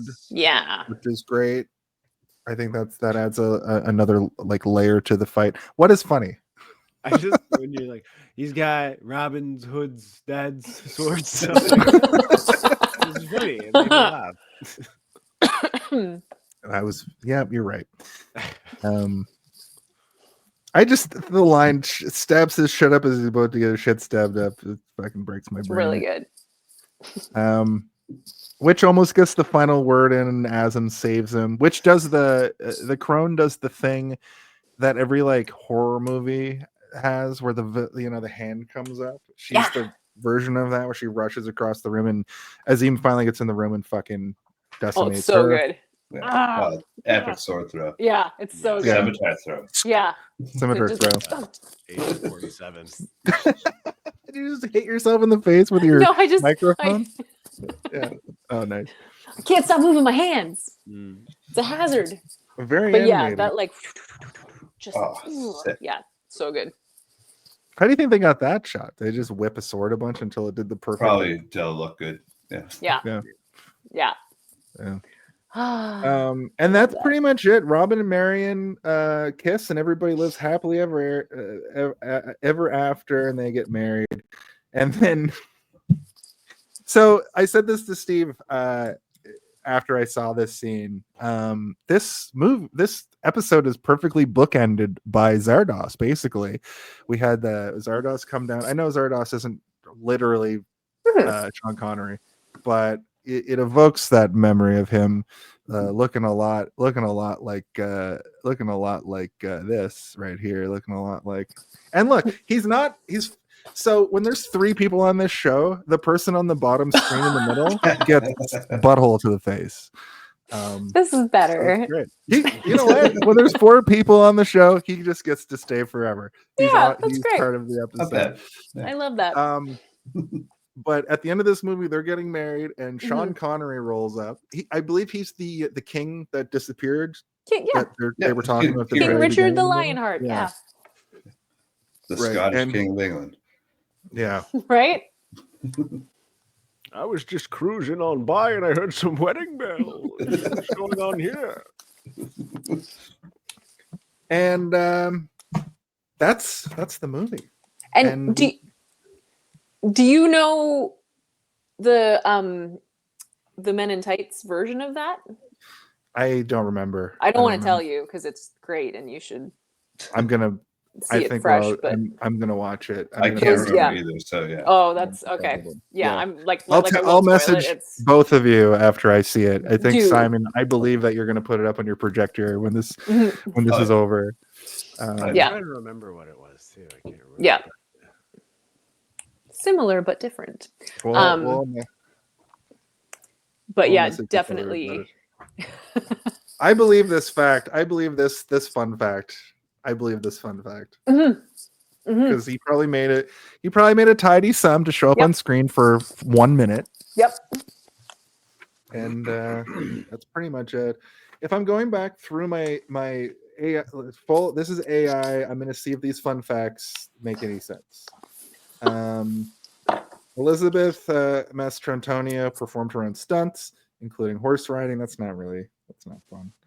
The archery scenes were overseen by professional marksman Simon Sherwood, ensuring accuracy. That's a bit on the nose. Sherwood, yeah. What else we got? Yeah. Right? Two on the nose, if you will. Yeah. Alan Rickman's portrayal of the sheriff became iconic, earning him a BAFTA award for Best Supporting Actor. That's very easily looked up. And hey, in my notes, it also says Sean Connery donated his cameo fee to charity, reflecting his personal values. Yeah. Fun fact. So fun. Here's a fun fact. Here's the amount. Nope. 250 G's. That's too much money for the amount of time he was in this movie. Sorry, Jenny. What were you going to say? Another fun fact is that there was a sheriff of Nottingham, like for real, named Edward Whaley, who also signed the death warrant of King Charles I. Anyway, he's my I'm his descendant. I'm a descendant of his. Incredible. Incredible. So you're a villain. What you're trying to tell us. Exactly. Wow. Yes. Yeah. Clearly. It's clearly. Yeah. And there's no point in this movie where we learn his like real name, right? George. Oh. Which is the weirdest thing. And then in the wedding, it's like, do you George, Sheriff of Nottingham? Oh yes. Yeah, and it's like George. Oh, nice. George. You just taught Simon something. You guys have seen. Yeah, no, to be fair, I couldn't remember what Marion's like last name ish was, and Marion of the House of Dubois, oddly enough. That. The Dubois. And also, to be fair, everybody was named George, Henry, or Richard. Yeah, exactly. Exactly. So before we go into our last couple of segments here, Jenny is going to read her whole essay from the point of view of Maid Marian. No, it's not good. From grade, what was it, 8? Grade 9? Grade 7. And it's funny, get... I just reread it. I didn't finish it because I realized, wow, I'm just recapping the movie from a slightly different angle and literally like regurgitating the dialogue and. But can we get one excerpt? Okay, let's see. Oh gosh. All right. I followed them to a huge waterfall where I could see no one until there he was, swimming nude in the lake below the falls. The obviously younger of the two waylayers shouted loudly, "Robin, you got visitors!" He looked up and saw me, then swam to the rocks and climbed out his back towards me to get dressed. I'm literally just saying what happened in the movie. He climbed towards me and said, "Hello." I asked him what he was doing there, and he said, "Taking a lady's advice." I laughed. He had a wonderful sense of humor. He invited me to his camp for dinner, and I accepted, of course. Mm-hmm. It goes on at length. It's almost fan fiction-y. Yeah. Thank you. It's very, very fan fiction-y. It was the second piece of fan fiction I ever wrote. The first was I didn't like the end of Family Ties, so I rewrote the last episode. But it's the same thing you just read just about Michael J. Fox. Yeah, basically. He got out of the water Michael J. Fox turned his butt to me and he broke up. Yeah. Right I decided he broke up with Courtney Cox and Ellen came back. So there you go. That was. And then you were also there. Yeah. Mm-hmm. Yeah. Fantastic. Well, we are almost done here. There's a couple things we have to do before we go out of here. So the first thing is our Home Alone of it all. Mm-hmm. If you had to pick one, what do you think the Home Alone of it is all? the Home Alone of it all? Can someone please tell me when the Home Alone? I really gotta know. When is the Home Alone of it all? What is the Home Alone of it all? Now that's the Home Alone of it all.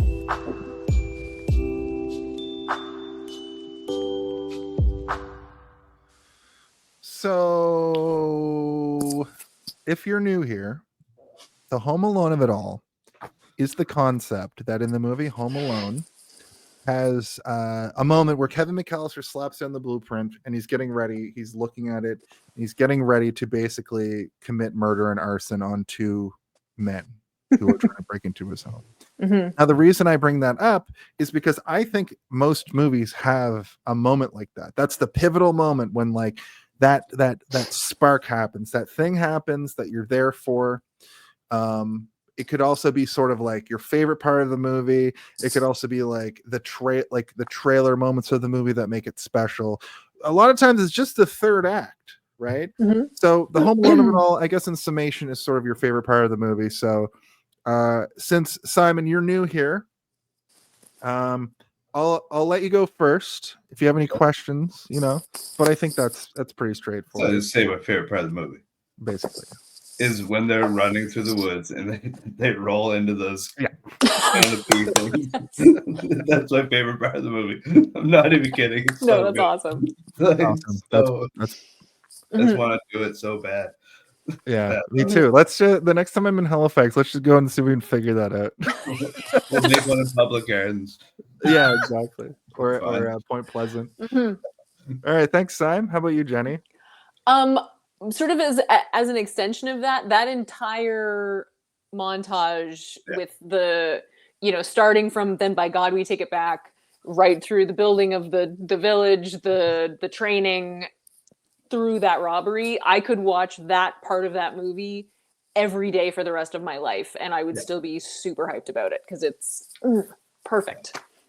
Even the like beginning credits, like when the score starts going, right? It's yeah. God damn. Yes. So yeah. good. I know. That's exactly it. Mm-hmm. That's a good point, Scott. We have a lot of people out here on the United Finisher podcast that like to do this sort of thing, and if you've met Steve, he likes to do that with Star Wars. So nice. Maybe not the ending, but you'll find out in the plug section what Steve does beyond this show. Amazing. Speaking of Steve, what's your Home Alone of it all for Robin Hood, Prince of Thieves? I keep almost saying Men in Tights. Mine is when he shoots Christian Slater in the hand. I think it's because it's the first time we see him get to do a very accurate shot with an arrow where you're like, whoa, my lord. That's the Robin Hood I know and love. And I like that Christian Slater isn't like freaked out enough that he just got shot in the hand. I'm like, bro, you just got shot in the fucking hand. You'd be like, Jesus Christ, there's a fucking arrow in my hand. But no. Get out of here. He just kind of runs away defeated. Like, can't believe you embarrassed me like that. Disappears from the movie for 40 minutes. And then reappears just pops up. Yeah. That's good. It's like it's kind of the moment that it's like now it's feeling more like a Robin Hood to me. So. Yeah. Mine is when they storm the castle at the end and they're all doing their bits and the little moment where he's saying goodbye to Marion and the score just plays anything I do, but like an orchestral version. Oh yeah. It's rare that we all have different Home Alones of it all. That was great. So now another difficult section arises. It's time for the MPAA rating game. Oopsies. It's time to play Guess the MPAA. Hello, everybody. Welcome back to the greatest game show in the history of game shows, in the history of time and all space and matter. My name is Regular Size Jonathan, and I'm here to tell you all about the game we're going to be playing tonight. But of course, I have to turn it over to my co-host, Regular Size Steven, to tell you all the rules of the game. No. Okay, so what we do is we have to guess a number between 000 and 999. These three numbers are, of course, the last three digits in the MPAA rating. Jason's going to give us the first two numbers, but we have to guess the last three numbers. Those three numbers will fall between 000 and 999. Simon is like, I've been smoking weed this whole time. That's too many words. To put it in context, every movie is given a 5-digit rating, like the certificate rating, because they're like rated R, and it's like official for the MPAA. So all you're doing is just picking a number between 0 and 999. Yeah. Without, it's not a, you know what I mean? I'm going to give you the first two digits. It's inconsequential, completely inconsequential. It's just part of it. The first two digits this week are 31. Since Jenny has played this before, I'm going to let you go first. 397. 397? Yeah, that's right. It is lower. Jenny. 295. Steve, it is lower. Ooh. 100. Okay, now you each get a second guess, and it's rare that we have people doing this. But Simon, it's higher than 100, but lower than 295. 213. Ooh. Jenny, it is higher. 215. Steve, it's higher. Damn it. 218. Okay. So here's the thing that I added. Okay, and this adds another layer, but it's easy to follow. You're all gonna get a chance at one more guess. Now, you all know the budget. The budget of this movie was $50 million, but I need you guys to each get one guess at the Price is Right rules at the box office gross. Now, it's a little bit more nebulous because some movies make $1 and some movies make the 70 billion. I'll tell you that this movie made between 200 million and 400 million. It's Price is Right rules now, closest without going over. Simon, what was the box office gross for this movie?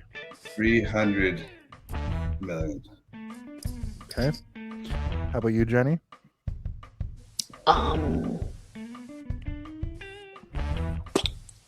276. Okay, and Steve? 240. Okay, so none of you, went over. Okay. Right? We know that Jenny's last guess was 215. Okay. Oh, right. Steve's last guess was 218 for the MPAA. Just try to stick with me here. I can't hold numbers in my head. Yeah, I know that's unfair. it's terrible.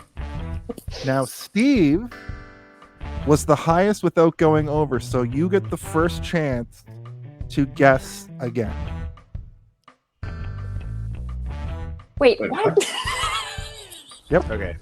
The way you worded all this is very confusing, but I understand. 219. No, it was. I said it was lower. You didn't say anything. Okay, well, it was lower. So I'm giving you that information, even though you gave me that. 217. Ooh. Okay. So now here's the information that you have, Jenny. Oh my god. The number is between 215 and 217. Because you were the next highest. I'm gonna go with 216. All right, do the thing. Do we even have a thing? Nobody ever gets this. Play. Yeah, there you go. It only took 4 points. The MPAA rating this week is 31216. The MPAA, everyone. Wow. The MPAA. Wow. Wow. Wow, that was the most incredible version of this game we've ever done. It's too bad we're discontinuing it in literally 2 episodes. The box office, we've been doing this for like 2 years as well. God. The box office for this movie was 390.5 million. Good for them. You guys all didn't go over, which is crazy. And like I said, the budget was 50 million. That was probably the best game. Thank you all for playing. And now it's time for our final thoughts. Oh, no. Oh, whoops. It's time for our final thoughts. Shout out to Scott for playing at home. Sorry, I was writing down numbers and trying to keep us all on track. You did well. But the guests always go first here on the show.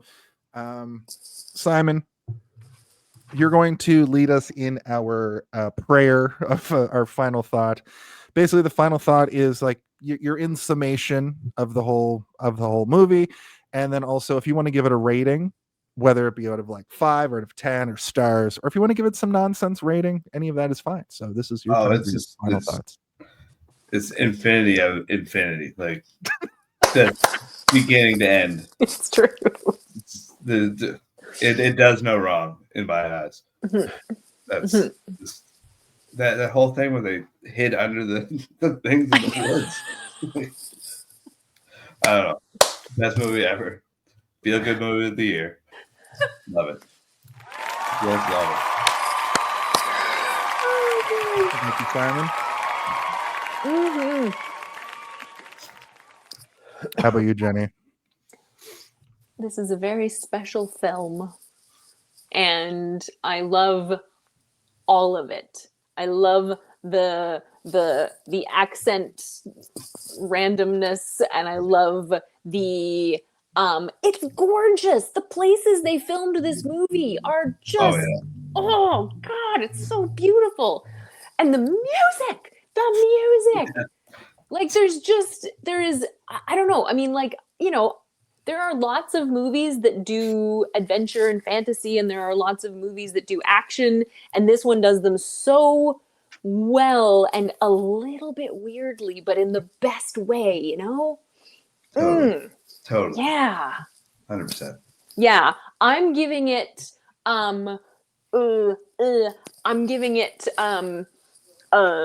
oh god, what am I giving it? I'm giving it 400 money carts full of money out of 400 money carts full of money. That's a lot of money. I know.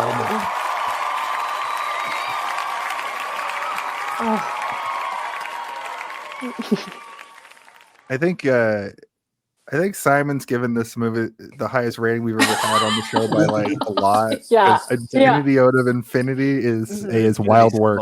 Yeah. There's no beating that. Yeah. Yeah. How about you, Steve?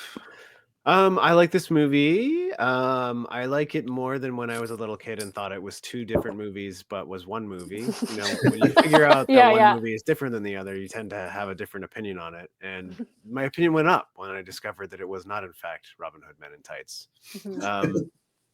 If I had to choose one or the other, I would probably choose Men in Tights just because I have more of a nostalgic connection to it. But I completely understand the feeling that you guys have towards this movie because I share that sentiment with a great deal of other movies we've done on the show before. Jenny Galaxy Quest is one of them. You know, I picked that specifically because of the connection I had to it when I was a child. That said, it is like every bit of the 90s, like it is sort of the beginning of the era of 90s movies, which I can appreciate as well. When I first started watching it yesterday, it's been so long since I've watched it that I was like, oh, I immediately feel comfortable. This is like a 90s movie that makes me feel nostalgic, even though I haven't really seen it that many times. So comfortable, in fact, that I fell asleep multiple times while watching it. But that's not because the movie was bad. That's because I'm really sick. So don't let anybody's opinion be swayed by that fact. I do look forward to watching it again when I'm clear-headed and not downing, medication to make my pain go away. If I had to give it a rating, I would give it a perfect shot down the middle, splitting in half all other Robin Hood movies, right down his body shaft. Nicely done. That's awesome. Yeah. Nicely done. Absolutely. This comment is amazing. I want to shout this comment out too because this is a good final thought as well. Oh yeah, Prince of Accents. Because really, I think for those of us who know this movie as well as we do, it's like that. It's you're just waiting for the next thing that you love to happen. Totally. You know. Yeah, there was a lot. I like it well enough. I think I outlined any of my issues in this review. But to recap, it's got some slow moments. I don't think I really talked about how I found some of the moments slow, but I did. And I don't have the connection to it. Sorry. I expected to lambast this movie a lot more than I did, but I think we had more fun. I think I liked it more. It's one of those, this happens on the show where I like the movie more after talking to fans of the movie or even just talking it out. I really had a good time with this episode. Obviously, both of you, welcome back anytime you want to come back. Thanks. We do Braveheart. Simon, you're Jason, Steve, thanks for having me. And Jenny, it's super nice to meet another. Oh my God. There are others. There's others. Are there? We call them hood rats. At least two others that I know. Amazing. Amazing. We're the few, but we're the strong. I love you call them hood rats. Yeah, that's right. The connotations. Oh my God. But I don't have the same connection to it that a lot of people have, but I was fascinated with the general idea of Robin Hood as a kid. So this was interesting to like go back down that whole stream of consciousness. It's mostly from what I know about is mostly from like what we were taught as kids, I guess, like books, I guess.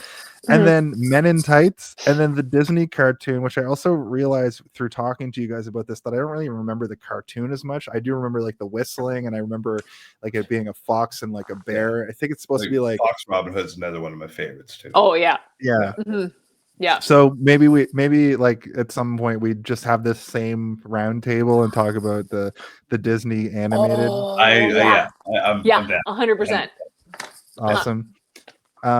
Alan Rickman is the perfect choice of sheriff, but Kevin Costner is absolutely terrible for this role. and that I will stand on. I will stand on. I'm not saying he's not, but he's perfect. But I get, yeah, exactly. I understand exactly. I understand. Like I get it now. You know what I mean? Yeah. The rest of the movie is great for the role, but he's perfect for this movie. For this movie, yeah, because this is the first time. They've made a bunch of Robin Hood movies, and I'm sure they're all very like period PC. I've tried. Can't do it. Yeah, me neither. like the Russell Crowe one. I didn't even try. I was just like, nope. No, but this not one, my Robin Hood. An intersection of like Disney kind of Disney vibe, and then also like it's based on an alleged real character from some sort of alleged history. I get why people love it. I give this movie a 3.6 out of 5, and I give this movie a rating of steal from the rich and give to the poor. Oh, sorry. Yeah. Hey, Steve, give me what I want. Give me what I want. Give me what I want. And that is it. Before we get to the end of it, I want to hear about what you guys are up to. And we actually everybody on this show is up to stuff, so that's very interesting. Sometimes we have guests on who are like, I don't know, I have fucking world peace. But Simon, what? Oh, sorry. All right, let me just plug this in right here and.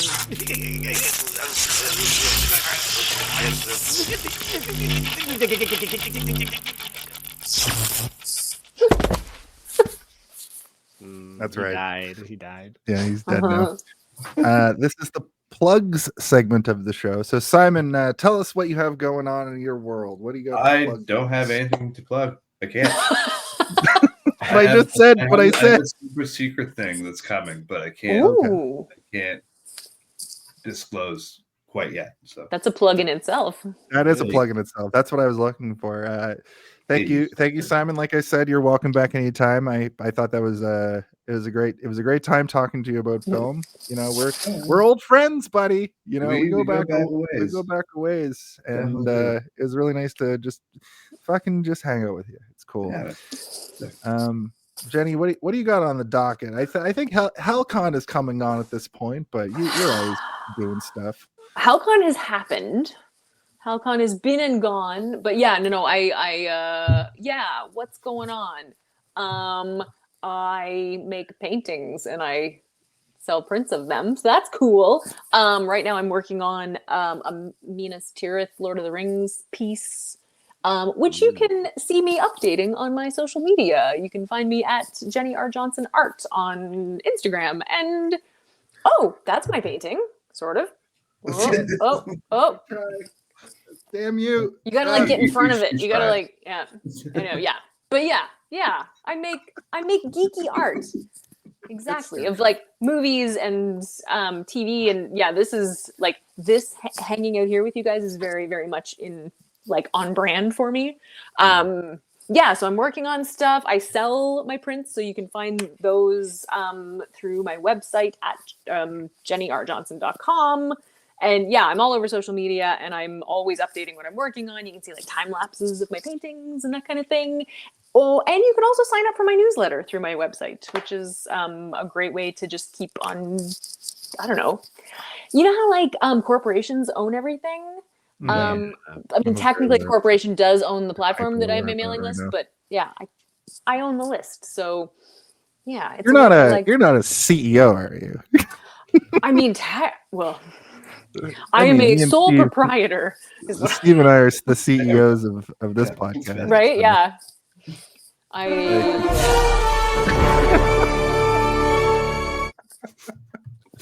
I think we might be safe though. We make negative money on this podcast, so nice. Yeah. Thank you, Jenny. Thank you. You're absolutely welcome to come back anytime. 2025 is going to be, if the world doesn't literally end, right? I'd like to have you both back here for whatever projects we're working on. I'd love that. Steve, what do you got? What do you got going on besides a virus?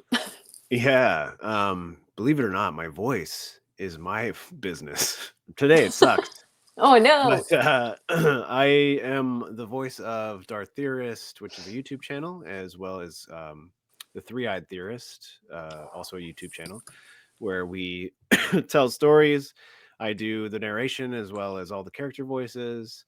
I'm also on a channel called F1 City that just dropped recently. Those videos are kind of cool. It's about Formula One racing. I'm not really huge into Formula One racing, but I'm learning a lot about it, which I never thought I'd be like, this is actually pretty interesting. Right. I didn't know that there was this much crazy, like, cutthroat politics and weird design sabotaging and stuff. It's really kind of cool.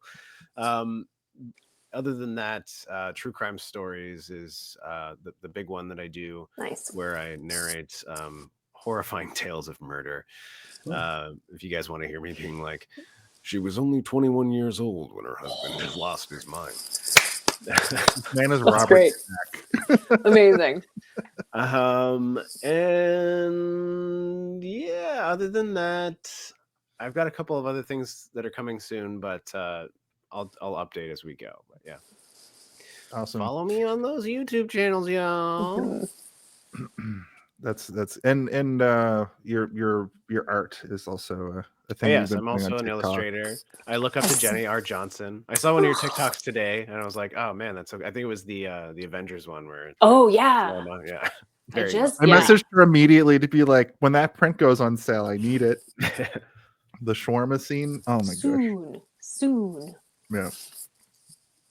Yeah. Well, when it comes to Old Phillips, you can find me here each and every week on Twitch and YouTube, and we go live everywhere. We've been live all night on so many platforms. Me and Steve and this podcast are members of the United Federation of Podcasts, which is a podcast network with some like-minded individuals where we have all manner of things. There's a music podcast, there's Star Trek, there's there's other movie podcasts, there's a Survivor podcast, which I'll be on next week, called the Super Mater Brothers, to do the finale. Hey, did you see this one goes live each and every week on all these platforms at 8 p.m. Eastern, and then the following day, usually on Friday, actually always on Friday, I put up the audio version and the on-demand versions on YouTube, so you can find those edited down. We don't have the like pre-show, but that's available for 2 weeks after. Once we get a Patreon in place, we'll zhuzh up the pre-show a little bit more. Right now it's just primarily me reading out the basically fan mail element, but I have plans. Also, I'd like to let everybody know, speaking of Steve Waters illustrations, we have a Redbubble and a TeePublic. If you want to put these things on t-shirts, you can put things like the Grimoire of Familiar Killers, a bi-yearly That's program awesome. we do where we cover the big four. We're running out of big four. We're going to have to switch to a fifth because we're going to be moving on to the seventh iteration of all these films. Freddy, Jason, Michael Myers, and Chucky. Those are big times during the year for us. From our last Grimoire, we have Kill-Aid, the Kill-Aid Man, hybrid of Jason and the Kool-Aid Man busting through doors. That's awesome. And fan favorite, Twinkerbell. You can get this on a shirt. Oh my god. Look at this. I told you guys, Hook is my Robin Hood, and Twinkerbell is my Tinkerbell. That's so good. And coming soon for Christmas, I'm going to upload this very soon. You can get the How, Why, Who, What Occurs Stardust t-shirt. That'll be up very soon. And for no reason at all, here's Vanilla Ice dressed as Mark Twain. Just for no reason. Just because it's a funny image. Yeah, thank you. So, here comes the portion of... This is the last portion of the show. I'll take us home. But I need to ask if at the same time, because we have two guests... All right. If both of you can ask the number one burning question that needs to be asked each and every week. Now, Simon, I'll tell you just straight up, it's the name of the show. Jenny's done this before, and it's basically gone exactly this way. Yep, I saw him get it. I'm going to say 3, 2, 1, and you're going to ask the most burning question that is available to be asked, and that is, of course. Oh, you didn't do the 3, 2, 1. 3, 2, 1. Hey, have you seen this one?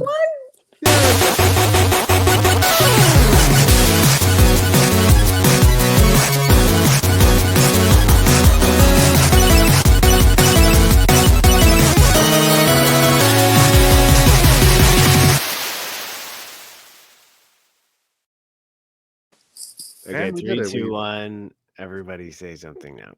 Very nice. 3, 2, 1. Oh, hey, did you see this one? Hey. We're men in tights. Men in tights. We rob from the rich and give to the poor. That's right. Yeah, that's it. Beam up some Star Trek content with Live Long and Podcast. Tune in to X-Rated, the X-Men animated review show. Artistic interviews with graphic histories. A roundtable movie discussion with Hey, did you see this one? And movie reviews with Hold Up, a movie podcast. And while you're at it, spin a few records with Eamon on Track. Watch us duke it out on trivial debates. And let's chat about TV with the Super Mater Brothers. It's all here on the United Federation of Podcasts.